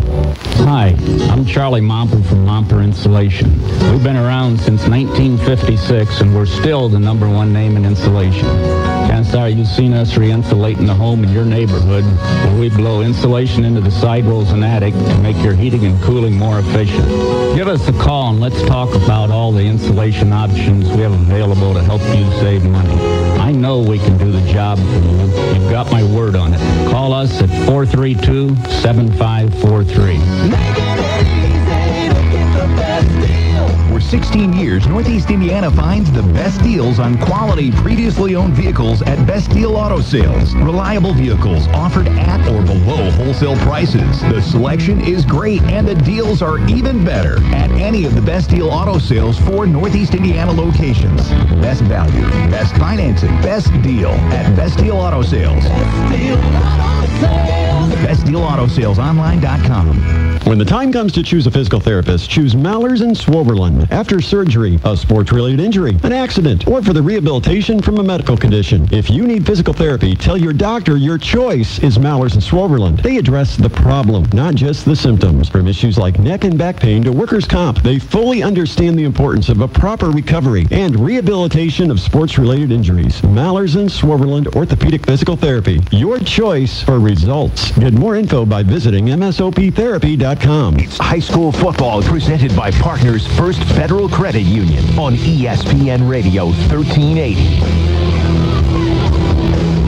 Back at Spooler Stadium, it's halftime, and the Homestead Spartans are leading it over the Northrop Bruins 27-7. I am Brett Rump with Ryan Dellinger here at the stadium. Bryce Vance working the buttons back in the ESPN 1380 studios. Don't forget tomorrow, kind of a special event out at the IPFW campus as the three Fort Wayne college basketball coaches come together with Chad Lacrosse at St. Francis, and you've got John Peckinpah at Indiana Tech, and John Kaufman, the head coach at IPFW, and it's coaches versus cancer. And of course, John Kaufman, as you may have heard the story, lost his mother, someone very dear to him, who was a real inspiration and helped to really support him in his decision to become a college basketball coach. Lost his mother to cancer.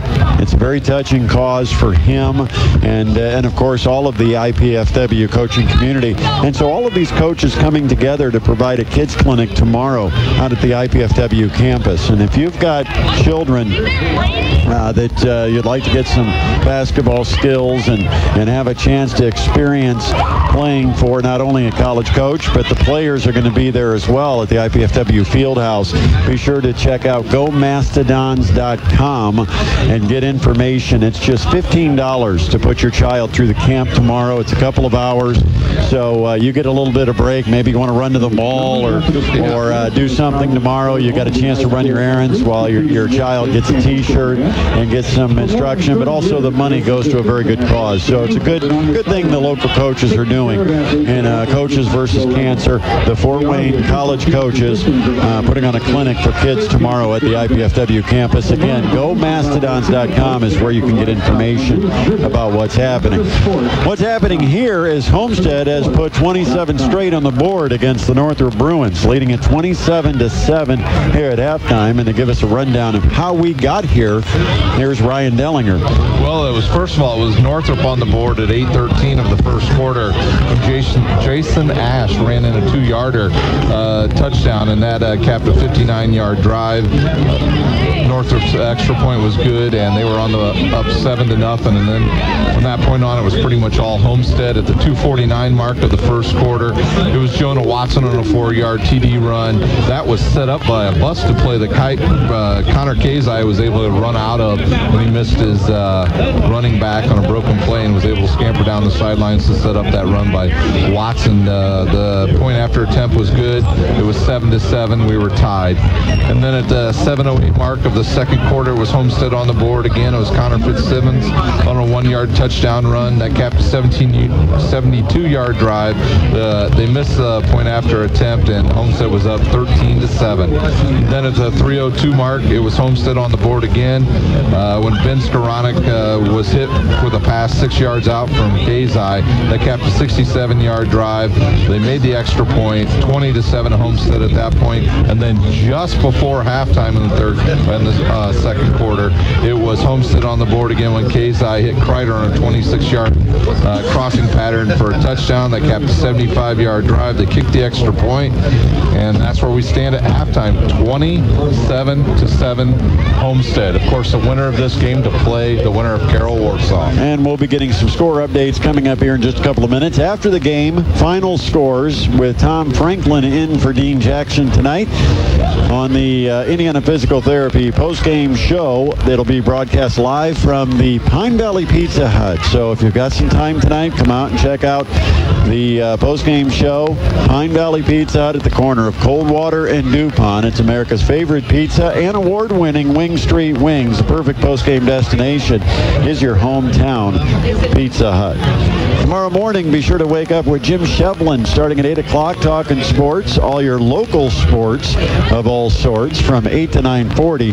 And then 9:40 a.m. to 10 a.m., the Judge Phil Hauk and Tim Priester will give you everything happening with Notre Dame football as it's Fighting Irish Preview, 9:40 to 10 o'clock tomorrow morning right here on ESPN 1380. We're going to send it back to the studio after this break. Bryce Vance busy getting the scores gathered together, most of them at halftime by now.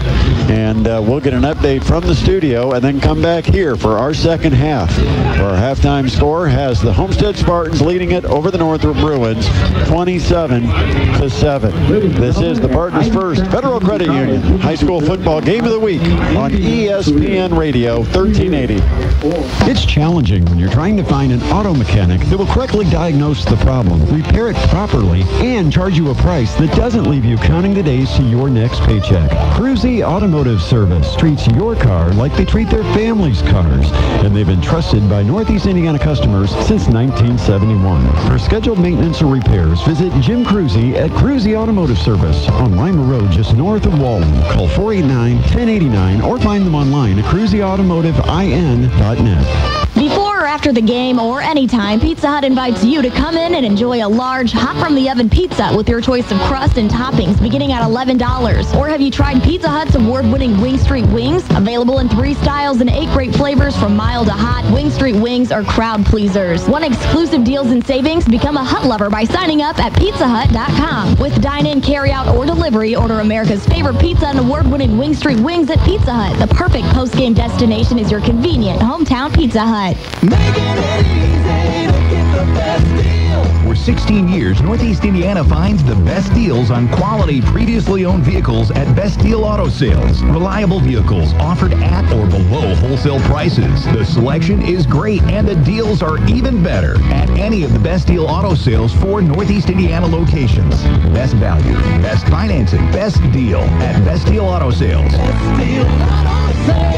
BestDealAutoSalesOnline.com. When the time comes to choose a physical therapist, choose Mallers and Swoverland. After surgery, a sports-related injury, an accident, or for the rehabilitation from a medical condition. If you need physical therapy, tell your doctor your choice is Mallers and Swoverland. They address the problem, not just the symptoms. From issues like neck and back pain to workers' comp, they fully understand the importance of a proper recovery and rehabilitation of sports-related injuries. Mallers and Swoverland Orthopedic Physical Therapy. Your choice for results. Get more info by visiting msoptherapy.com. We're back to the field, presented by Partners First Federal Credit Union on ESPN Radio 1380. And welcome into the ESPN Radio 1380 studios. I am Bryce Vance, studio engineer for tonight's matchup of Homestead and Northrop. We'll get you back out to Spooler Stadium after a quick update from around the area. Starting off with the first week of sectionals, the scoring, Aiden Smith with 2 touchdowns in the first half, 149 yards to go along with it, as the Carroll Chargers are up 35-7 over Warsaw in 6A. That is the other 6A matchup besides ours here on ESPN Radio 1380. Moving to 4A, at halftime, Northwood is up 21-14 over the East Noble Knights. Our last updated score of Columbia City Northridge is 7-0. That score was recorded in the first quarter. No updates since. At halftime, Plymouth is up 34-7 over Wawa C. Up in Angola, they are down 20 points to the DeKalb Barons, 20-0. That score is at halftime. Southside Archers are up 12-6 over Marion right now. Over in Leo, they are up 35-0 over Logansport at halftime. Dwenger quarterback Stegmeyer has 2 rushing touchdowns for the Saints, 42-0 over Wayne at halftime currently. The last 4A sectional in our area tonight is 21. It has New Haven leading 21-0 over Mississinawa over in Gas City. Moving to 3A sectional, it is tied 14-14. A 7:30 start for Lakeland and Heritage still in the second quarter. At West Noble is down 13-8 to the Garrett Railroaders. That one also got underway at 7:30 tonight. Belmont is up 21-0 after over Mechaniqua. 21-0 again, that score. At halftime, Concordia is up 30-0 over Norwalk right now. Austin Mack took the opening kickoff for the Bishop Lures Knights and never looked back. They are up 40-20 over Northwestern over in Kokomo. Mack has 4 touchdowns, as Ryan Dellinger mentioned earlier on the broadcast, 4 touchdowns in the first half. At halftime over in Cherubusco, they lead South Adams 19-3 at halftime. And Whitco is up 28-0 over Prairie Heights. Over on ESPN Radio 106.7 FM, Eastside leads Bluffton 13-0. Central Noble is down 21-0 at halftime to Woodland. Moving to the 1A sectional now, Fremont is down 28-0 over in LaVille. 28-0. Still 3:18 left to go in the second quarter. That one got out underway at 7:30. Southern Wells is up 28-6 over Union City. And our final sectional score tonight at halftime, Adams Central over West Dell 13-0.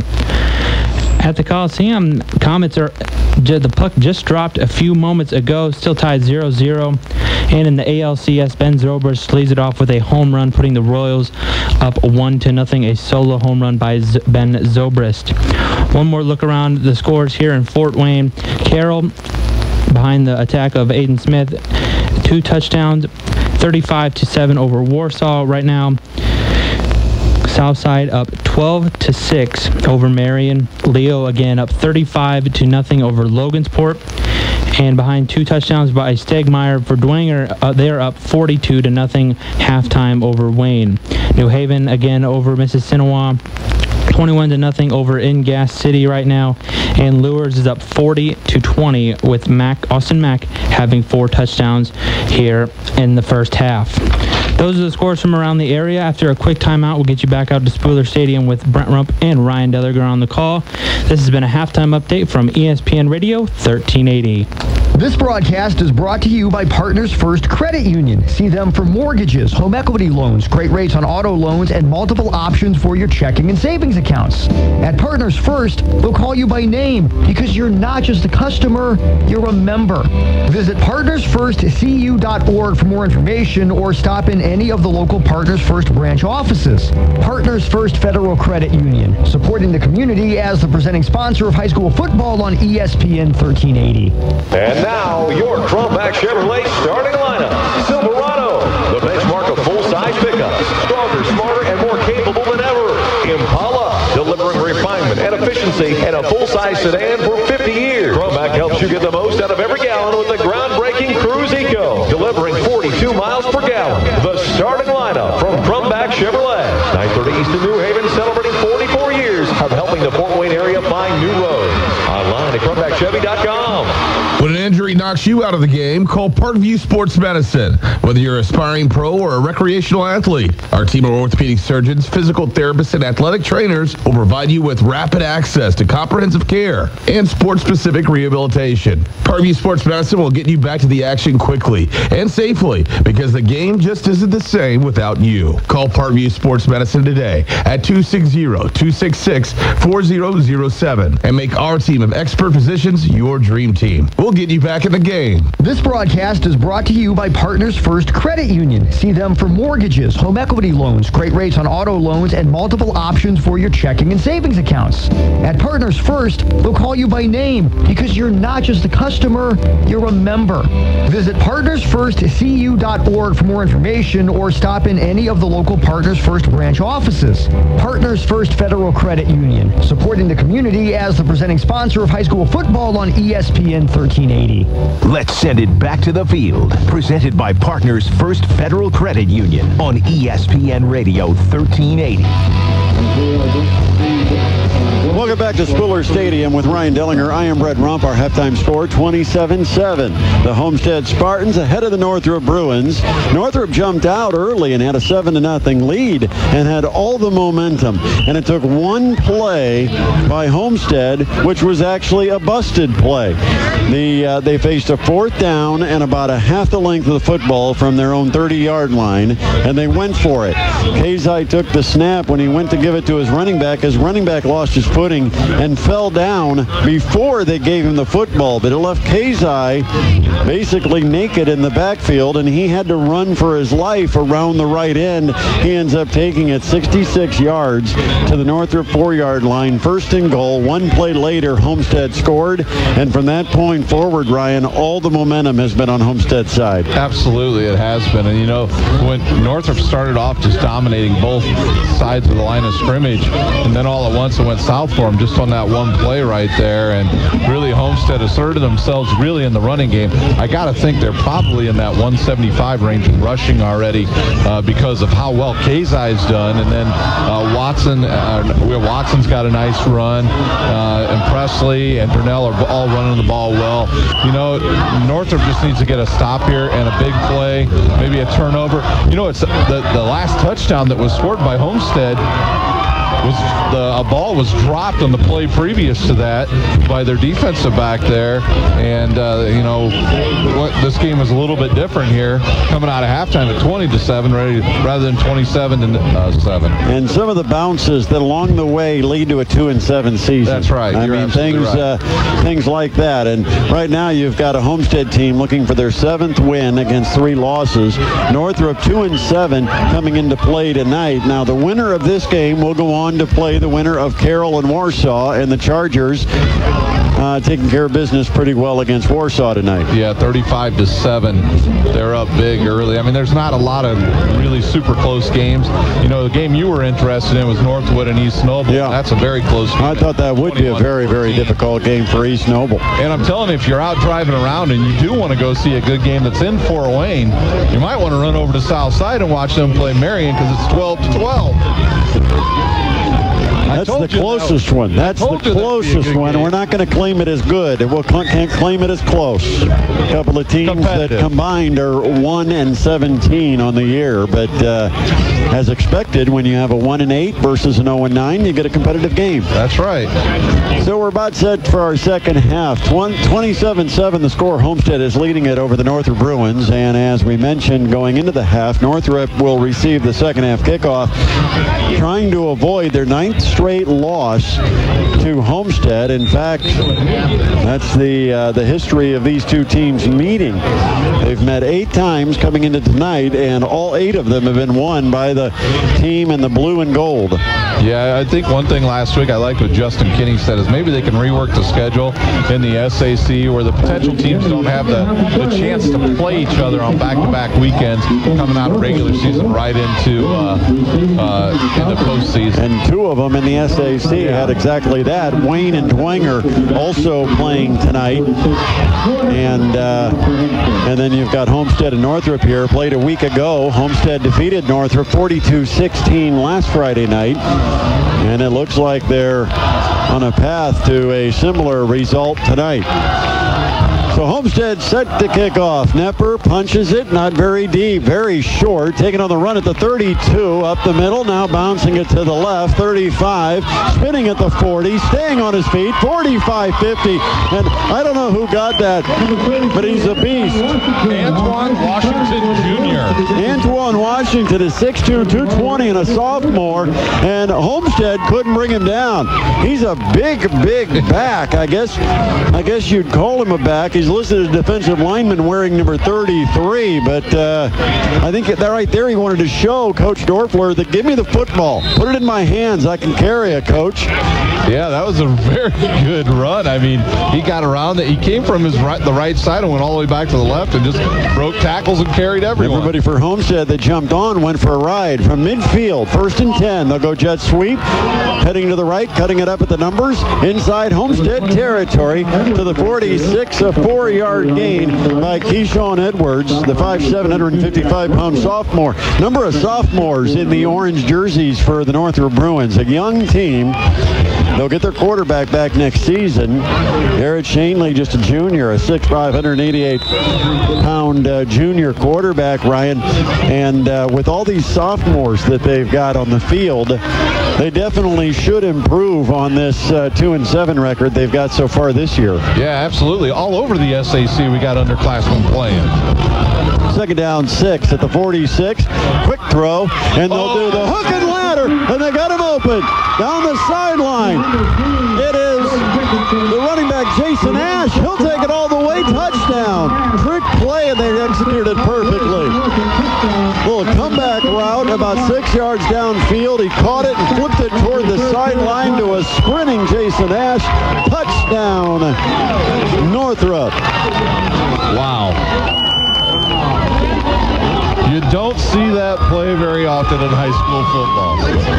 It's usually more of a desperation play, but maybe it's desperation time for Northrop, pulling out all the stops. But it goes 46 yards, touchdown Bruins, and now an extra point can make it a 27-14 game with 10:57 remaining in the third. Here's Cameron Fox, the kick, low line drive. Did it get up high enough? Yes, it got over the crossbar. It's good. Another scoring drive presented by Best Deal Auto Sales. If you want to score on your next drive, choose a car, truck, or SUV from any of the Best Deal Auto Sales locations. Best value, best financing, best deal at Best Deal Auto Sales.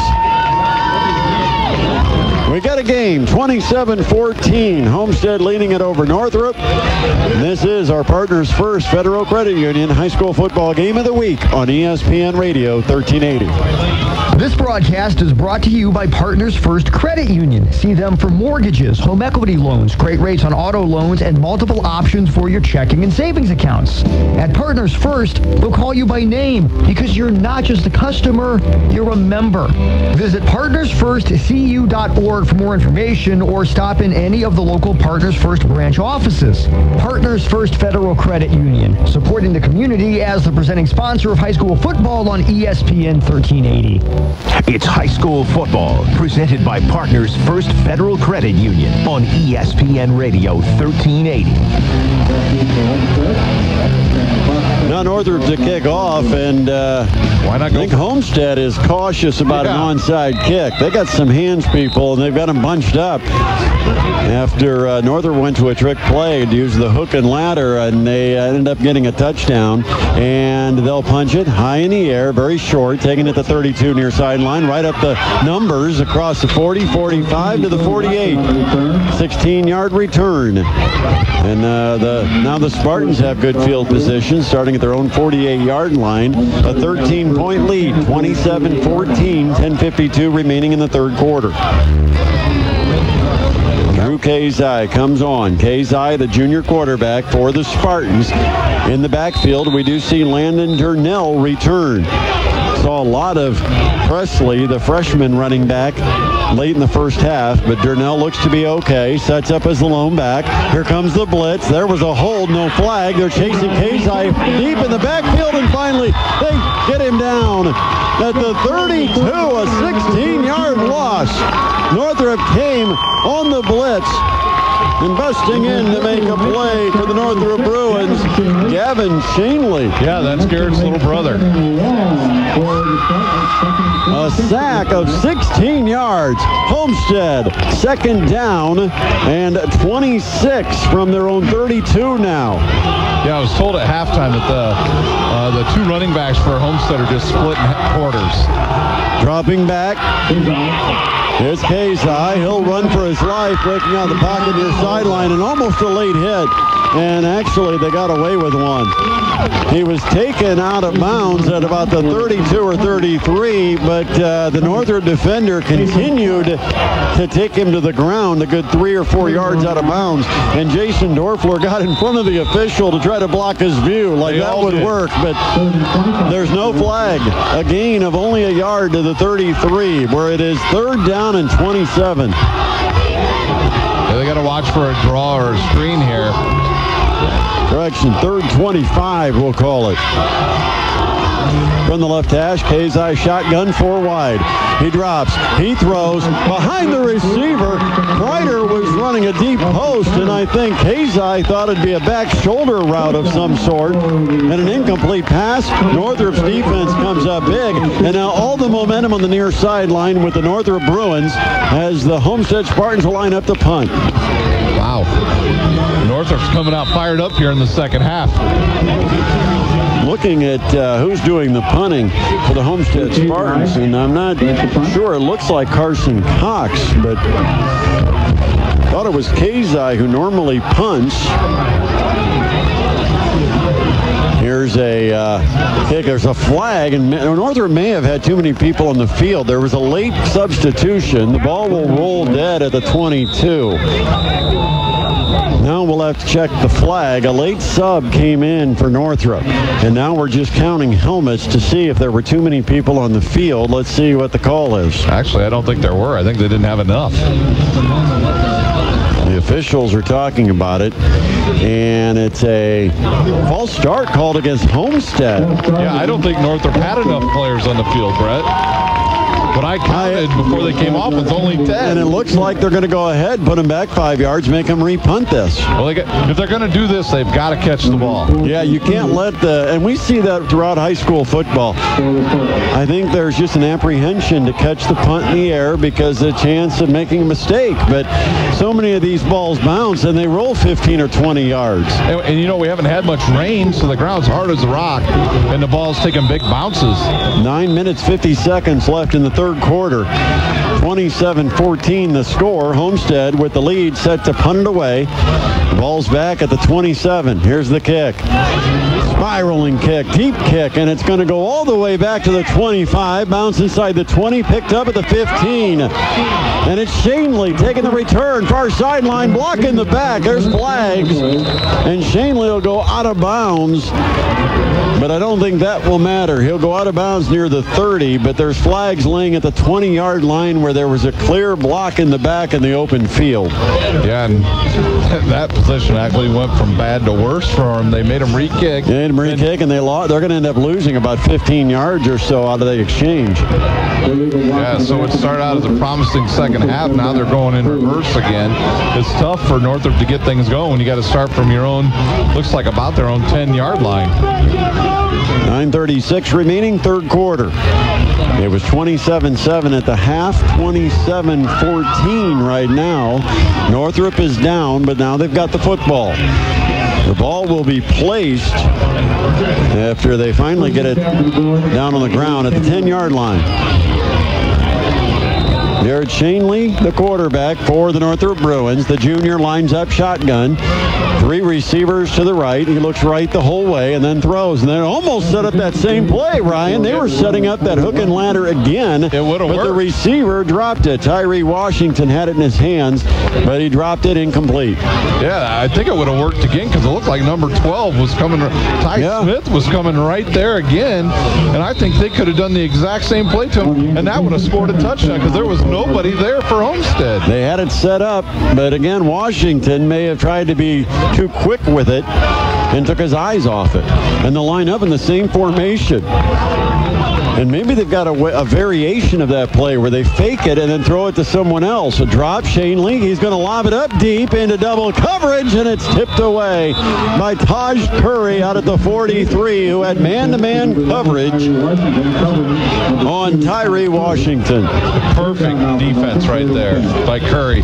Even though I'm pretty sure the receiver had the ball in his hands, it was just up there a while, and he was able to slap it right off his helmet. But that was a well-thrown ball by Shane Lee. It was on target, but the coverage was good. Got to give credit both sides. Yeah. Taj Curry, of course, really not a football player. Yeah. First year playing football after being a basketball star and being on the state championship team as the Homestead Spartans. But he had great coverage that time. Now it is a third down. Drop, and there's a run for the running back, Jason Ash. He takes it left side, only picks up about 3 yards, 4 yards maybe, and it's going to bring up a 4th down and long, and Northrop will send out their punting unit. Yeah, a good tackle out there for Homestead, because he had a little bit of a lane there to run through, but just a good tackle. 4th down and 6. Ball's at the 14. Standing a yard deep in his end zone. Cameron Fox will punt this away. Matt Anderson, the return man, right at midfield. The snap and the kick almost got to it. Fox got it away. Bounces at the 46. Taken on one hop by Anderson is his own 49-yard line. So that is a 37-yard kick. Anderson taken down on the return at the 47. A 4-yard return, and Homestead starts this drive in Northrop territory at the Bruin 47 with 8:38 remaining in the third quarter, and Homestead leading it 27-14. Yeah, maybe that punting's the difference, the returning, because Northrop has yet to even catch one, and Matt Anderson's unafraid to catch it and take off. From the right hash, Kazai, man in motion from the left slot across formation is Watson, and there's flags and whistles and an offside called against the Northrop Bruins on the snap. Jump the neutral zone, a 5-yard penalty. That'll put the ball down somewhere near the 42 of Northrop. 1st and 5 now for the Homestead Spartans.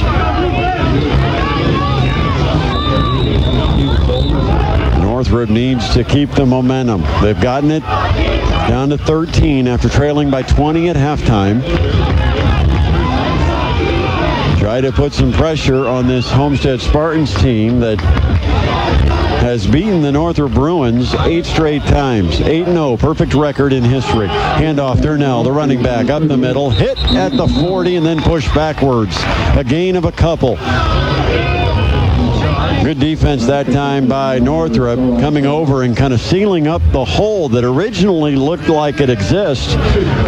But Northrop plugged it up well with the linebackers, holding Durnell to a 1.5 yards where it brings up 2nd down and call it a 3.5. And right here for Northrop, they got to know this is probably a run, because Skoronix is down. Nope, now he's going to go in motion. Yep, Skoronix goes to tight end on the right side. Watson is a wing to the right, and it will be a handoff. Durnell cuts it up right side and takes it inside the 35 to the 34. He picks up enough for a 1st down. That'll move the chains.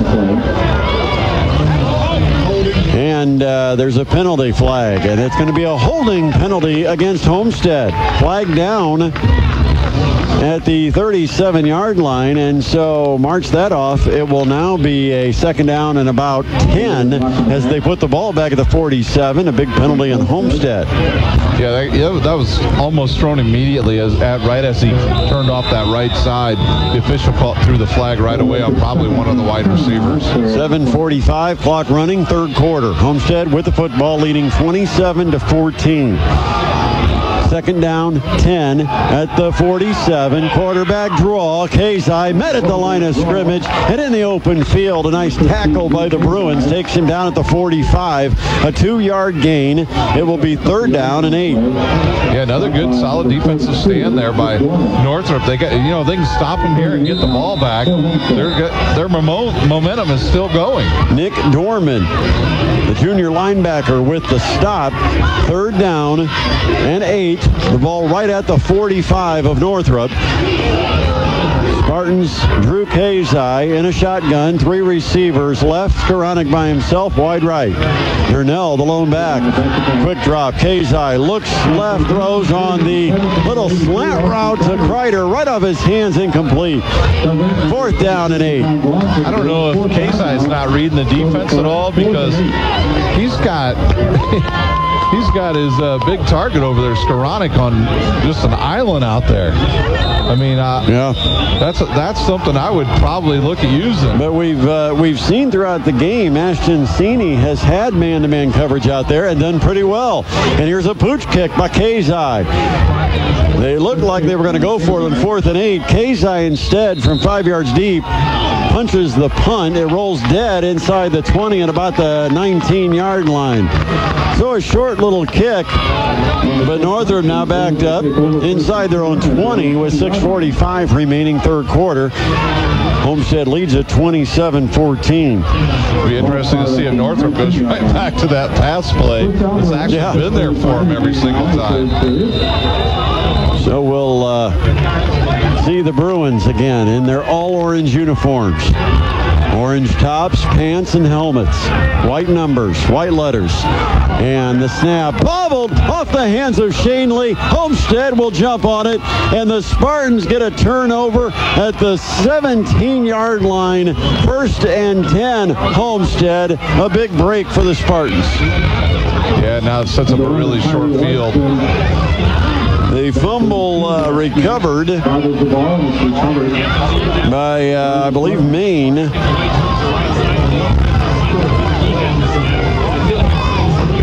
.640 left in the third quarter. 27-14. Homestead takes over. 1st and 10. 17-yard line of Northrop. Homestead in the red zone. Can they make the Bruins pay for the turnover? Kazai from the right hash.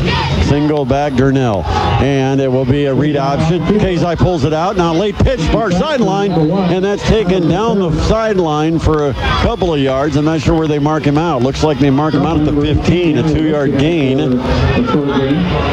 And it will be a 2nd down and 8 as the clock approaching 6.5 on here in the third quarter. Northrop had good defense on that. They had a lot of good pressure on Kazai that time. He was just able to find the guy at the last second, really. Now that Homestead just keeps that field spread out. From the right hash, they put 3 receivers left. You've got Fitzharris in a near slot. Watson a wide slot. Out wide left is Kreider. They will throw it on the near side, going down low, trying to catch it Watson, but it's too low, incomplete. Man-to-man coverage again by the Northrop Bruins. By that time it was Shanley again, I believe, on the coverage. And that's Gavin Shanley, the sophomore defensive back, who had man-to-man on Watson. The incomplete pass brings up a 3rd down and 9 from just outside the 15, and Northrop just jumped the neutral zone.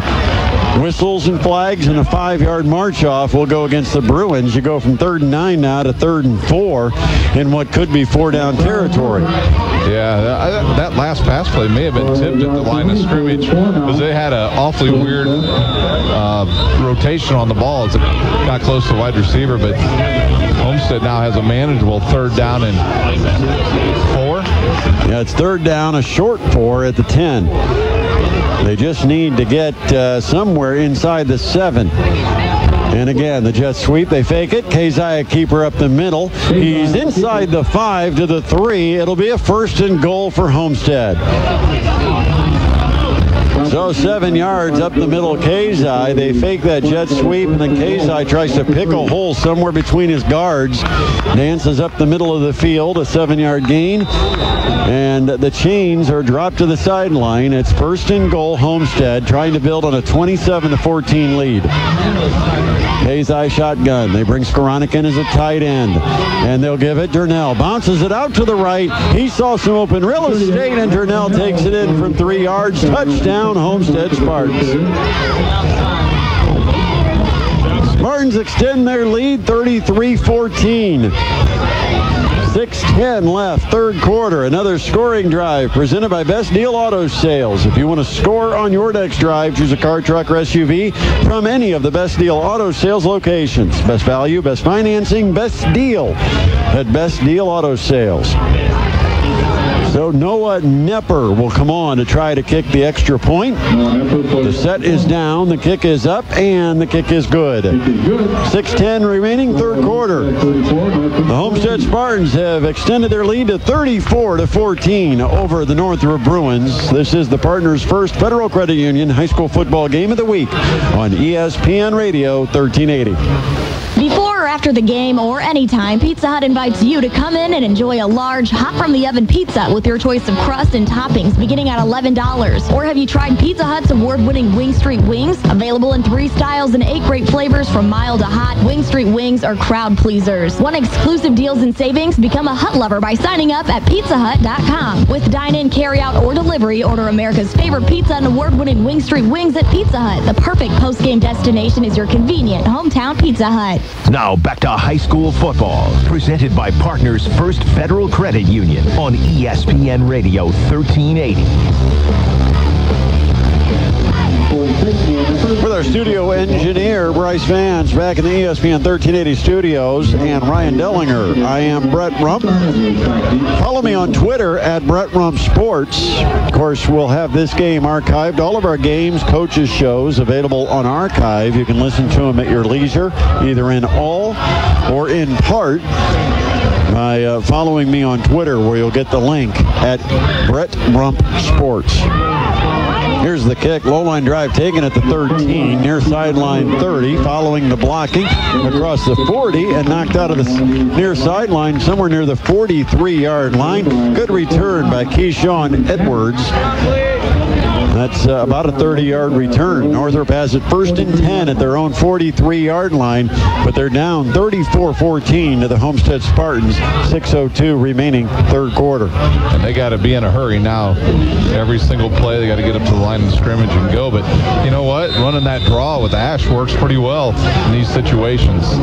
Last drive, Homestead had the fumble on that snap, and they had set up in a wildcat with Tyree Washington taking the snap. He fumbled the snap, and that's how the turnover gave it to Homestead. Up the middle, here goes the run by Jason Ash, and again he takes it across midfield into Homestead territory at the Spartan 48, picking up 9 yards. Jason Ash has really been impressive. The senior running back, possibly playing his last game as a Northrop Bruin, but he has looked very good, Ryan. Yeah, just strong. He's powerful. It takes more than one guy to get him down, and you certainly can't hit him high. 2nd down and 1.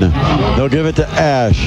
He stops on his on a dime in the backfield and cuts right up the middle of the field, looking for enough for a 1st down, and I think he's got it as he gets it just inside the Spartan 47. And that really was all him on that play right there.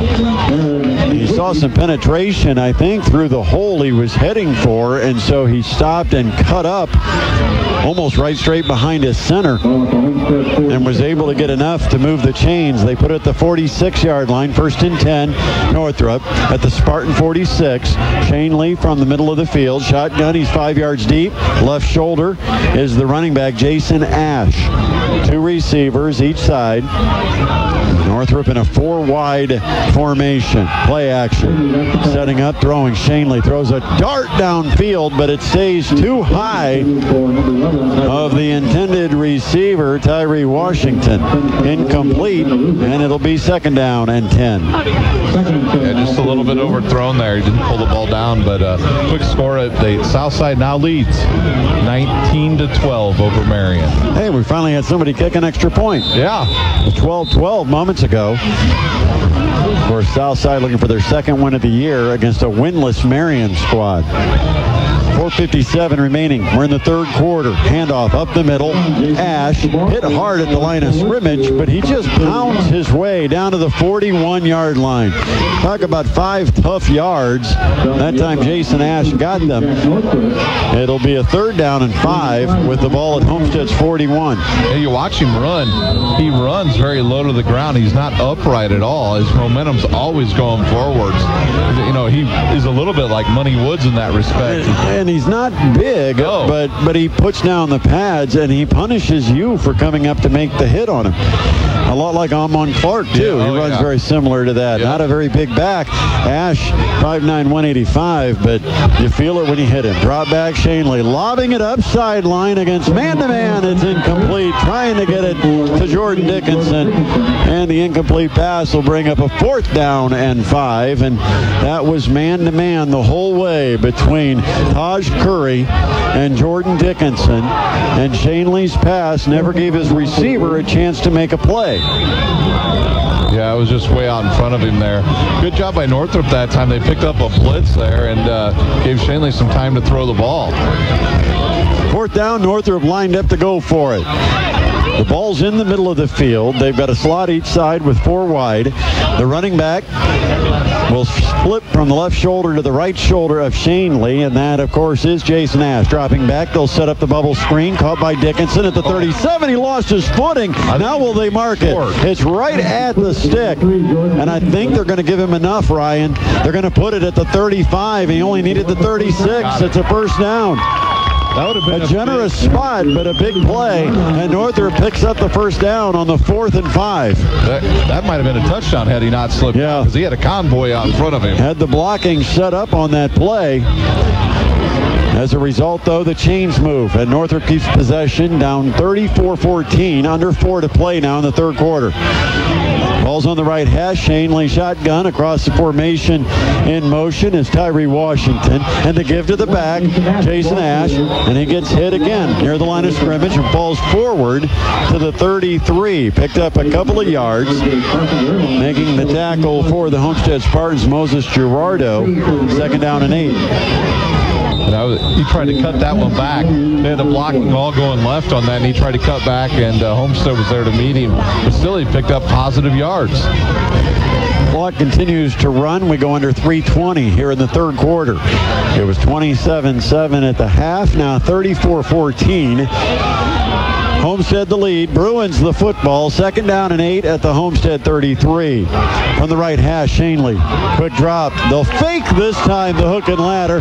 Turning inside and running it himself. This time is Dickinson, who'll get down to the 30-yard or the 20-yard line. 13-yard gain. And, you know, we saw him attempt it earlier. That might have been what they were doing, is they've completed or they scored on that little 5-yard hitch where the running back then runs to the sideline. The receiver on the catch flips it out to the running back on a sprint. That time they faked it. Dickinson kept it, and it's 1st and 10 at the 20. Quick drop, Shanley over the middle. Caught Dickinson all alone. The 5, touchdown, but there's a flag far sideline, and I think it's coming back. A big play, maybe? I think somebody had a false start, and they're going to bring this one back. Wow. Either a formation, I think, is what it might be called. I'm not sure, but it is an illegal procedure against Northrop. So the touchdown taken off the board and a 5-yard penalty marched off against the Bruins. And that play, nobody, I don't know if it was a busted coverage, Ryan, but nobody had Dickinson. Yeah, he was on the outside, and there was a slot receiver, and the slot came out around him. And I think both defensive players for Homestead stayed with that outside guy, and You're right. There wasn't a guy within 15 yards. Caught it at the 10 and just had a wide open sprint down the middle of the field into the end zone. So with a 1st and 15 out at the 26-yard line, they'll give to Jason Ash. And he's got to fight for everything he can get, and he gets to the 24. So a couple of yards on the play. It'll now be a 2nd down and about 13. The clock continues to run under 2:20 here in the 3rd quarter. 34-14 the score. Northrop's down by 20, and they have the football. They were very close to the red zone. Right now, they're just outside it at the 24 of Homestead. 2nd down, 13. 4 wide. Fake the handoff. Keeper Shane Lee, and he's wrapped up.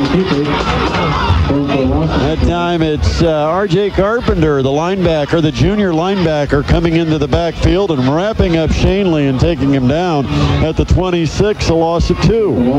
That was an odd play because on that play there, they had all the blocking over to the left, and wonder if Shane Lee actually did that on his own. Yeah. So now a 3rd down and 15. Just outside the 26, Northrop the football. Shane Lee looks like he's calling an audible. He puts 4 wide, 2 each side. Single back as Ash, drop in the pocket. And a look, a throw over the middle. Wide open and dropping the football is an intended receiver, Davian Berry. Wow, hitting incomplete, was right in his numbers at the 15-yard line. Now, he would have been real close to what they needed for a 1st down.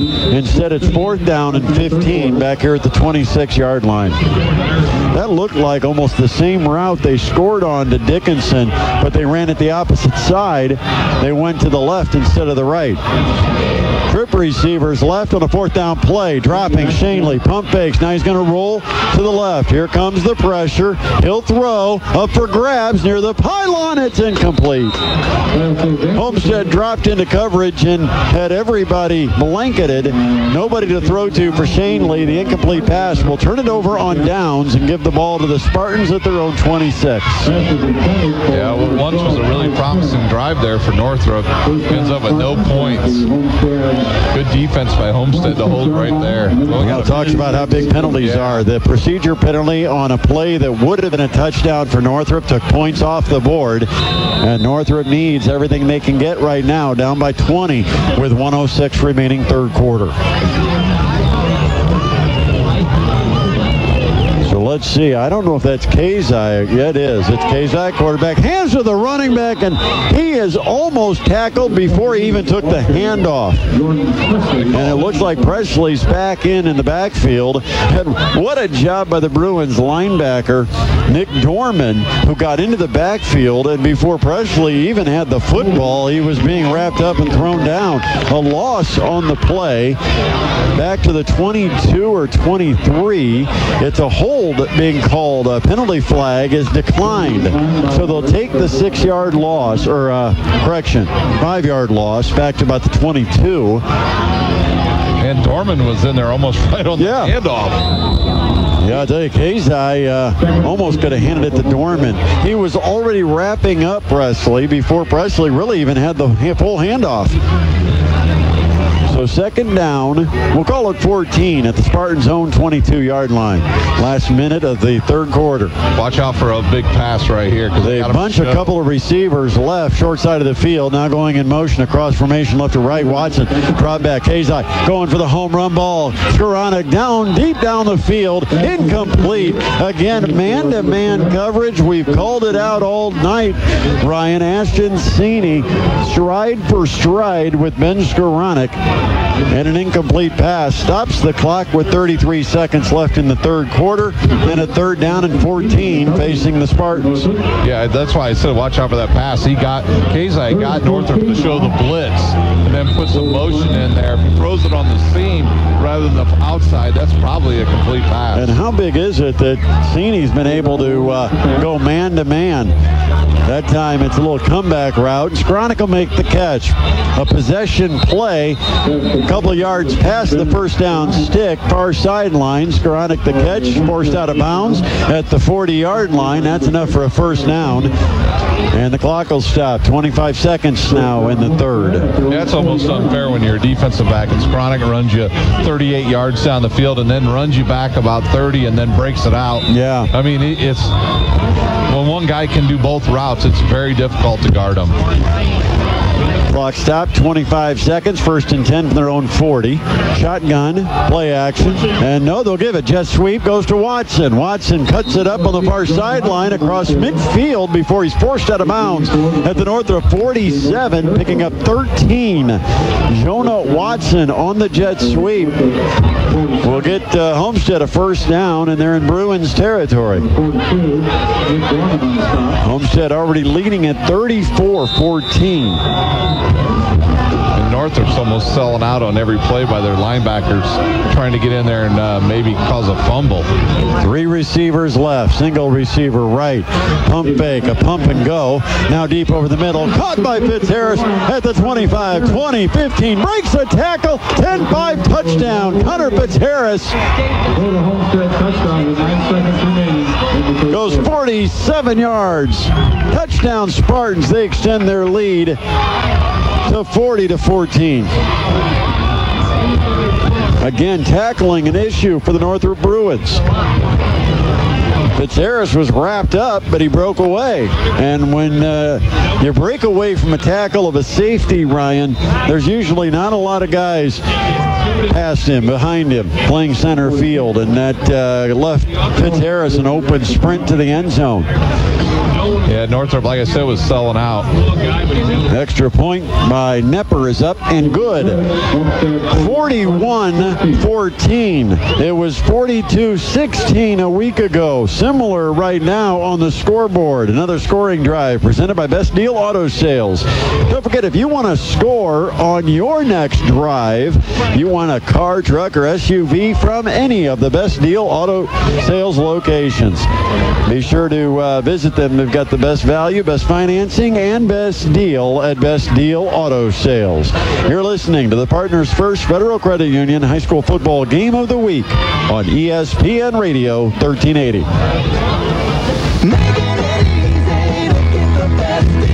For 16 years, Northeast Indiana finds the best deals on quality previously owned vehicles at Best Deal Auto Sales. Reliable vehicles offered at or below wholesale prices. The selection is great and the deals are even better at any of the Best Deal Auto Sales for Northeast Indiana locations. Best value, best financing, best deal at Best Deal Auto Sales. BestDealAutoSalesOnline.com. Welcome to Friday Night Football, presented by Partners First Federal Credit Union on ESPN Radio 1380. You have to be impressed with how Homestead has responded to early scores, both in the first half and second half by the Northrop Bruins, as the Spartans now have extended their lead to 41-14, scoring 14 straight. Here's a kick mishandled. Finally going back to pick it up is Keyshawn Edwards at the 2, and he takes it up across the 10, piled up at the 12. And the Bruins have to start pinned deep in their own end with the last play of the third quarter. So we'll head to the fourth quarter with Homestead leading at 41-14 over the Northrop Bruins. This is the Partners First Federal Credit Union High School Football Game of the Week on ESPN Radio 1380. McMahon's Best One Tire and Auto Care has an exclusive offer just for you. Now through October 31st, purchase any 4 Bridgestone tires and receive a $70 instant rebate. Increase your rebate to $120 when you make a qualifying purchase on your new CFNA credit card. That's up to a $120 instant rebate on any 4 Bridgestone tires. Only at McMahon's Best One Tire and Auto Care, a name you can trust, a company who cares since 1969. While visiting our Coldwater Road or Coliseum Boulevard locations, register your son or daughter for the Indianapolis Indianapolis Colts Junior Fan of the Game. He or she could win the Ultimate Colts Fan giveaway. 4 tickets to an upcoming home game. Pre-game sideline experience. Photo with blue. Personalized replica Colts jersey. Picture on the big screen during the game and more. For additional information and official contest rules, visit McMahonTires.com. Don't forget to follow us on Facebook for car care tips and exclusive contests and giveaways. McMahon's Best One Tire and Auto Care, a name you can trust, a company who cares since 1969. Now a proud sponsor of your Indianapolis Colts. It's high school football presented by Partners First Federal Credit Union on ESPN Radio 1380. Northrop, but a first down play from their own 12. A fired pass over the middle, incomplete, as Garrett Shanley was looking for Tyree Washington. Now it's 2nd down and 10. Northrop breaks the huddle. And they'll put 2 receivers to the left, 2 to the right. Single back on the right shoulder of Shanley is Jason Ash. And Ash will get the carry. Follows the blocking up the middle of the field. Not a big gain, maybe a yard. 13-yard line is about it for Jason Ash. It'll bring up a 3rd down and 9. Northrop, and certainly down 41-14 here early in the 4th quarter. They don't want to get in a punting situation here. Yeah, they got to take. I think they ought to take a shot down the middle. Looks to be wide open pretty much. The receivers can just cut up into the middle. That play has been open. Yeah, the receivers that have cut underneath across the middle of the field, like 10, 15 yards down, they seem to get open. Shotgun, 3rd down 9. Draw back Shanley, and he does throw over the middle and sliding down to make a catch. Jordan Dickinson makes it at the 24, and that's a 1st down. Boy, when Shanley puts his foot in the ground and throws, he can throw a very, very hard, strong ball. Facing a 3rd and 9, they get 11. And it's a 1st and 10 at their own 24-yard line for the Northrop Bruins. Clock goes under 11 minutes here in the 4th quarter. 3 receivers left. 1 receiver right. The back to the right side of Shanley. The left-hander drops, set up a screen right, and Ash can't handle it. Ball might have been slightly behind him, but I think he heard footsteps. A defender was coming, and Ash drops the football. 2nd down and 10 now for Northrop. Yeah, he probably would have been a loss on that anyways had he caught it. He was about 3 yards behind, and there was a defensive back right there on him the whole time. 10 minutes, 53 seconds left. Northrop's down 41-14. 2nd down 10 from the 24. Option left. Shanley keeps it. Cuts it upfield at 25. He's spun around and pushed backwards, gaining only a yard. Right in the middle of the play for the Homestead Spartans. Among the defenders was Carson Cox, a junior defensive back. 3rd down and long now for the Northrop Bruins. Tough sledding in the middle there. Boy, he took a beating on that play. Shanley tries to run it, but doesn't show a lot of power once he gets into contact. Not a lot of yards after contact for Shanley. And there's flags and whistles on the snap of the football. And which way are they pointing? Against Northrop. An illegal procedure, marches it back 5 yards against the Bruins. Coming up after the game tonight, join us at the Pine Valley Pizza Hut for the Indiana Physical Therapy post-game show. I'll be over there with Tom Franklin. We'll have scores, we'll talk to coaches, and we'll look ahead to round 2 in the sectionals and round 1 in 5A. It's all coming up after the game here from the Pine Valley Pizza Hut. Drop back Shanley. Here comes pressure. He rolls to escape it to his left. Throw sideline, almost intercepted. He threw it right into the hands of Ivory Wilson, the defensive back in coverage, and Wilson dropped it. Really, that should have been a penalty on Wilson right there. He totally shoved the receiver with his left arm out of the way, and the officials didn't see that. So it looks like Northrop's going to try and punt the ball here. 4th down and 13 from their own 21-yard line. Northrop will line up the punt. Cameron Fox will go back to his 5-yard line to take the snap. Matt Anderson set to return at the 47. Here's the kick, almost blocked. Low kick. Anderson from the 49. Breaks away from one. He's into Northrop territory inside the 45 to about the 43-yard line. That's an 8-yard return following a 30-yard punt. And Homestead, great field position starting at the Bruin 43. 9:42 left in the game. 41-14 the score. Homestead probably put a lot of balls on the ground, just a lot of running here. Either Kazai. It looks like the freshman's back in the game. Presley again for Homestead. You know, like I said, Darnell's not really hurt. They're just sharing quarters tonight.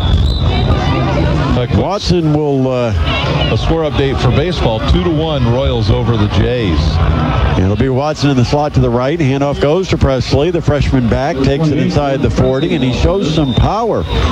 Dragging a tackler down close to the 37, 5 yards for the freshman running back for Homestead. 2nd down and 5. The clock goes under 9.5 minutes left, and the Spartans with the football already leading at 41-14. And in 2 weeks now, Homestead has outscored Northrop 83-30. 2nd down, 5. Homestead at the Northrop 37. A wing to the left of the formation, a slot to the right. The snap bobbled by Kazai, and then he picks it up, takes it right up the middle of the field to the 35, picks up a couple, where it'll bring up a 3rd down. Went from didn't look like he was going to get anything to picking up 2 yards there again. Well, we saw a busted up play in the first half that resulted in a 66-yard Kazai run, setting up a touchdown, the first one of the night for the Homestead Spartans. Now 3rd down, 3 at the Northrop 35. They need somewhere close to the 32 for the first down. Man in motion is Fitzharris, right to left. They'll take it to him. Throw over the middle. Watson catches the 10, the 5, touchdown, Homestead Spartans. Beautiful throw by Kazai. Just lofted it down the seam. Watson ran past the defender and caught it in stride at the 10 and took it to the house. That's a 35-yard touchdown strike, and Homestead is up 47-14 with 8:19 left. Noah Nepper will try to tack on the 48th point. Fitzharris will hold, and there's movement up front, and there comes the flags and whistles. I think that is a false start, and now Nepper will have to kick the extra point from 5 yards further back. Yeah, I'm not sure who that was on. It might have actually been on the center. Yeah, there was movement in the middle of the line. I just don't know if it was the center or some of the players next to him. Of course, they bunch up tight gaps there on the extra point. So we'll see if he can tack it on from the 15, where it'll be set by Connor Fitzharris. Nepper's kick is up. He's got the leg, and it's good. 48-14. Spartans with a 34-point lead. 8 minutes, 19 seconds left in what looks to be Northrop's season. This is the Partners First Federal Credit Union High School Football Game of the Week on ESPN Radio 1380. This broadcast is brought to you by Partners First Credit Union. See them for mortgages, home equity loans, great rates on auto loans, and multiple options for your checking and savings accounts. At Partners First, they'll call you by name because you're not just a customer, you're a member. Visit partnersfirstcu.org for more information or stop in any of the local Partners First branch offices. Partners First Federal Credit Union, supporting the community as the presenting sponsor of high school football on ESPN 1380. We're back to the field, presented by Partners First Federal Credit Union on ESPN Radio 1380. Bryce Vance running the buttons back in the studio as our high school football producer tonight. Ryan Dellinger alongside. I am Brett Rump. 8:19 remaining. 48-14 Homestead. They've answered both times. Northrop seemed to have some momentum both at the beginning of the game and to start the second half. Homestead has had the answer, and right now a squib kick bounced off the hands of a Northrop return man, and He's lucky to get back on it. And you know who I think that is that was Antoine Washington Jr., who we saw have a big return in the first half, and that time the sophomore stuck a hand out. Ball went off his hand, and he jumped on it at the 33-yard line. Yeah, he wanted to return another one. Yeah, he wanted to get his hand on another one and go. He's a big guy. He is a big guy. First down, 10 Bruins from the right hash. Shanley still in a quarterback. They set up 4 wide, and the handoff to the running back, Jason Ash. That time he's met maybe just shy of the line of scrimmage and nothing more. I think they might give him just about this starting point. Second down and 10. The ball will be put right back at the 33-yard line. And again, so many of these postseason battles are decided by the big guys up front. And when we saw Northrop dominating in the trenches, they built the lead early, but then Homestead really has done a nice job since. Yeah, they just pretty much controlled both lines of scrimmage. I think Homestead, once they established the run, that's when the game really changed. Second down and 10 from their own 33. Shanley to the left side, and the ball is caught, and I'm not sure what happened. He went down. Did he go down on a knee, and then he stood up to catch the ball, and he wasn't sure what happened. He caught it, but then never ran. I'm not sure what it almost looked like a trick play, like act like you didn't catch it, then take off and run. The completion was made to Ben Aruza, and then Aruza finally broke downfield and got out to the 47, where it's a first down. Yeah, I heard a couple fans yell, "Run, Forrest, run!" After he caught them. He didn't run. He caught it, and he just stood there holding the ball in the field, doing nothing. Like everything stopped. Fooled me. 47-yard line. First and 10, Bruins. Shotgun. It's Shanley. He'll pitch it back to Ash, who drops the ball deep in the backfield. And then here comes the Spartans. They'll pile up and take him down for a loss back at the 43. So they lose, about 3 yards on the play. And coming in to make the defensive stop, Jack Northquist, the senior linebacker for Homestead. It'll be second down, and they'll call it almost a 4-yard loss. Second down and almost 14 to go for Northrop. Ball on the left hash. Shane Lee sends a man in motion, and they will give him the sweep. And here goes Edwards around the right side, upfield, and he barely gets past the line of scrimmage, only a couple of yards. Homestead again defending everything that Northrop throws at them. It's now third down and 11, just outside their own 45. Yeah, he ran about 14 yards to pick up maybe one. The clock will go under 6 minutes before our next snap. 48-14. Homestead the lead. It was 7-0 early. Northrop took the lead initially on their first drive of the game before Homestead reeled off 27 straight and took a 27-7 lead to the locker room. Here's a drop, Shanley throwing it deep right sideline into man-to-man coverage, and it's incomplete. Not really anybody looking. Overshot Dickinson that time, and the incomplete pass brings up fourth down and 11. And with a 34-point game, 5:41 left, how does Jason Dorfler want to play this? I think he's just going to go ahead and punt. I think at this point he's throwing in the towel. He just doesn't want it to get any worse. Right, and so he's going to go ahead and put the punting unit out and kick it away with 5 minutes, 41 seconds left. 48-14, Homestead the lead. See if Homestead on this next possession maybe puts in some of the reserves, try to avoid any injuries, unnecessary injuries late in the game. Cameron Fox set to kick. There's the boot. And looks like it's a little bit off the side of his foot. It bounces out of bounds on the far sideline, somewhere near the 30-yard line. Let's see, they put it, I think, at the 31. So that's 23-yard punt, not a deep boot for Cameron Fox, the senior kicker. So Homestead takes over. 5.5 minutes left, leading 48-14. On the second half, Northrop went to a trick play and ended up on a hook and ladder, took it the distance. And And that made it, at the time, 27-14. But Homestead, as they did in the first half, responded and have scored the last 21 straight. A run right up the middle. I believe that's Presley taking it out across the 35 to the 36. We have a new quarterback. It's Lutz. Adam Lutz takes the carry for the Homestead Spartans. And as we're looking at, I think some new numbers are making their way onto the field. Number 18, right. Jaya Cox is in a quarterback.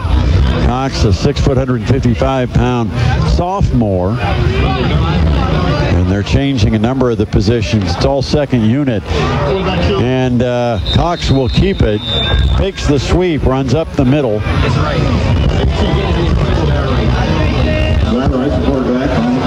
Sorry, it's Jaya Wright. I got the line wrong. Cox is 17, Wright is 18. So Jaya Wright, the carry up the middle. Third down 4. 3 receivers right, and one of the Northrop Bruins up front just busted through. The only problem, the ball wasn't snapped.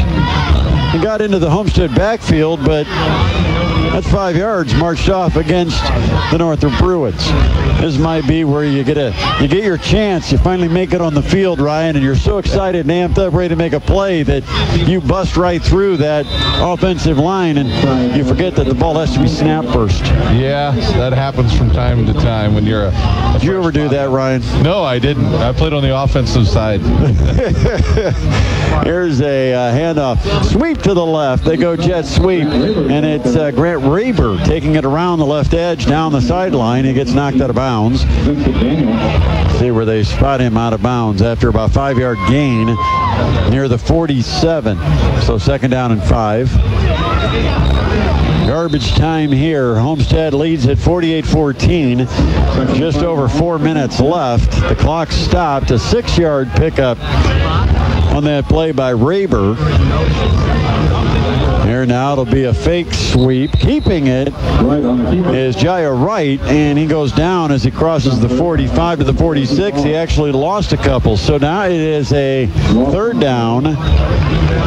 And from the 46-yard line, it's a third down and 6. Homestead trying to burn as much time here with their backups. Northrop showing blitz. They've got 7 in the box. I think they're going to be bringing everybody on this play, and here they all come on the blitz, and the handoff up the middle. He breaks through to the second level. Lutz will carry it inside the 45 down to the 40. That's the thing, Ryan, when you sell out and bring everybody, all you got to have is one little seam for a running back to get through, and there's nobody on that second level. Lutz, the big carry, a first down for Homestead at the Northrop 40. That was a good run there. He put his head down and just broke right through and got an easy first down for Homestead on that play. First down 10 at the Northrop 40-yard line. Jaya Wright, the sophomore, in at quarterback for Drew Kazai. Adam Lutz is the running back. Movement. The slot receiver, I think, took off early. False start against Homestead. 5-yard penalty. It looked like Grant Raber may have gotten an early start from a slot to the right. Balls back to the 45, where it is first and 15. Clock running. It goes under 3 minutes left. Homestead will advance. And Carroll, nothing for sure for the Chargers.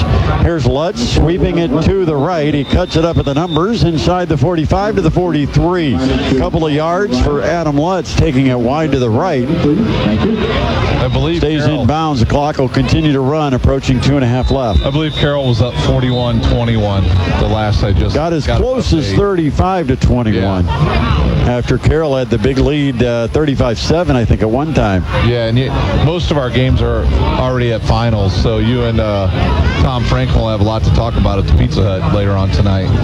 Second down, 13. Here's the handoff, Lutz. Met in the backfield, but Lutz strong enough to drag the tackler, which was Northrop's Kyler Doan, back to the line of scrimmage, but that's all. Clock goes under 2. It's third down and 13. Just inside the 43 of Northrop. Homestead the football and the 48-14 lead. Backups in for the Spartans. Kaya Wright at quarterback. Rolls to the left. He's going to look to throw. And does. Sideline. Too high and incomplete. It'll be fourth down, and the clock will stop with 1:40 remaining. And a surprise, Ryan? Yeah, actually, I gave the backup a chance to throw the football, but they're up 34 points. And the incomplete pass now stops the clock. Even though the game's out of hand, I think I'm kind of surprised they didn't just go ahead and make it 4-down territory, run the football a couple of times. Northrop would only have about a minute left, probably with the backups in the game. Now let's see, you're going to punt, and Kazai is going to come on to punt. Really, you don't know. Maybe they just want to see how well he throws the ball. Shanley is back deep to return this punt. It's caught at the 8, the 10, 15, far sideline, the 20, 25 out near the 30.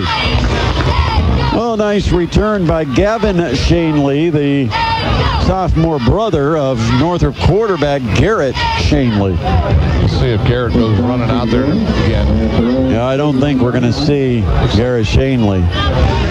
Looks like a lot of backups.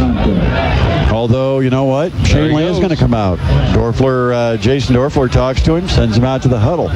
Well, you know who the backup is? His brother. Either way, you were going to get a Shanley. It's going to be a Shanley at quarterback for the rest of this one. 1:28 remaining, 48-14. Coming up after the game, I shoot down to the Pine Valley Pizza Hut. We invite everybody that's out at that Carroll-Warsaw game, anybody on the north side of town, to be sure to come on out and join us for the post-game show up until 11 o'clock. Handoff, running back, and getting in the backfield, making a play. Nice job by that defensive front by the Homestead Spartans. And I think it might be Chandler McFeeters who got in to make the tackle. McFeeters, big number 89. He's a senior, listed as a linebacker, but in that 3-4 type of defense, lined up almost more as a defensive end. Big loss back to the 24-yard line. Loss of 7 or 8 on the play. Clock runs. We're under a minute left. Finally put in a new quarterback. Handoff to the running back. It's Nataji Jones who takes the right side. Short gain, crossing the 25 to the 27. And the last 30 seconds. And let's see where they put the football down and when they start the play clock. And we may not have another play. 2-second differential between the game clock and play clock. Nobody has to snap it. Northrop will line up like they will. They're down by 34 points. And there's a flag. 12 men in the huddle. Yep, they did. They had 12 men in the huddle, and that'll be a 5-yard march off with 13 seconds left. Again, Ryan Dellinger will be back here at the stadium, taking you through the scoring of this one. And then I'll head down to the Pizza with Tom Franklin. We'll have scores of all your sectional action and set up next week's matchups. Handoff, running back in the backfield. This will be the final play. The clock's down to 0. And taking it for a short gain is Nataji Jones. That'll be the football game. The Homestead Spartans advance to the Class 6A Sectional 3 championship game, where they will likely meet the Carroll Chargers next Friday night. And that game will take place at Homestead. A rematch that the Spartans have wanted since a Week 4 loss to Carroll. Final score, 48-14. The Homestead Spartans win it over the Northrop Bruins. We'll take a break. We'll come back. This is the Partners First Federal Credit Union High School Football Game of the Week on ESPN Radio 1380.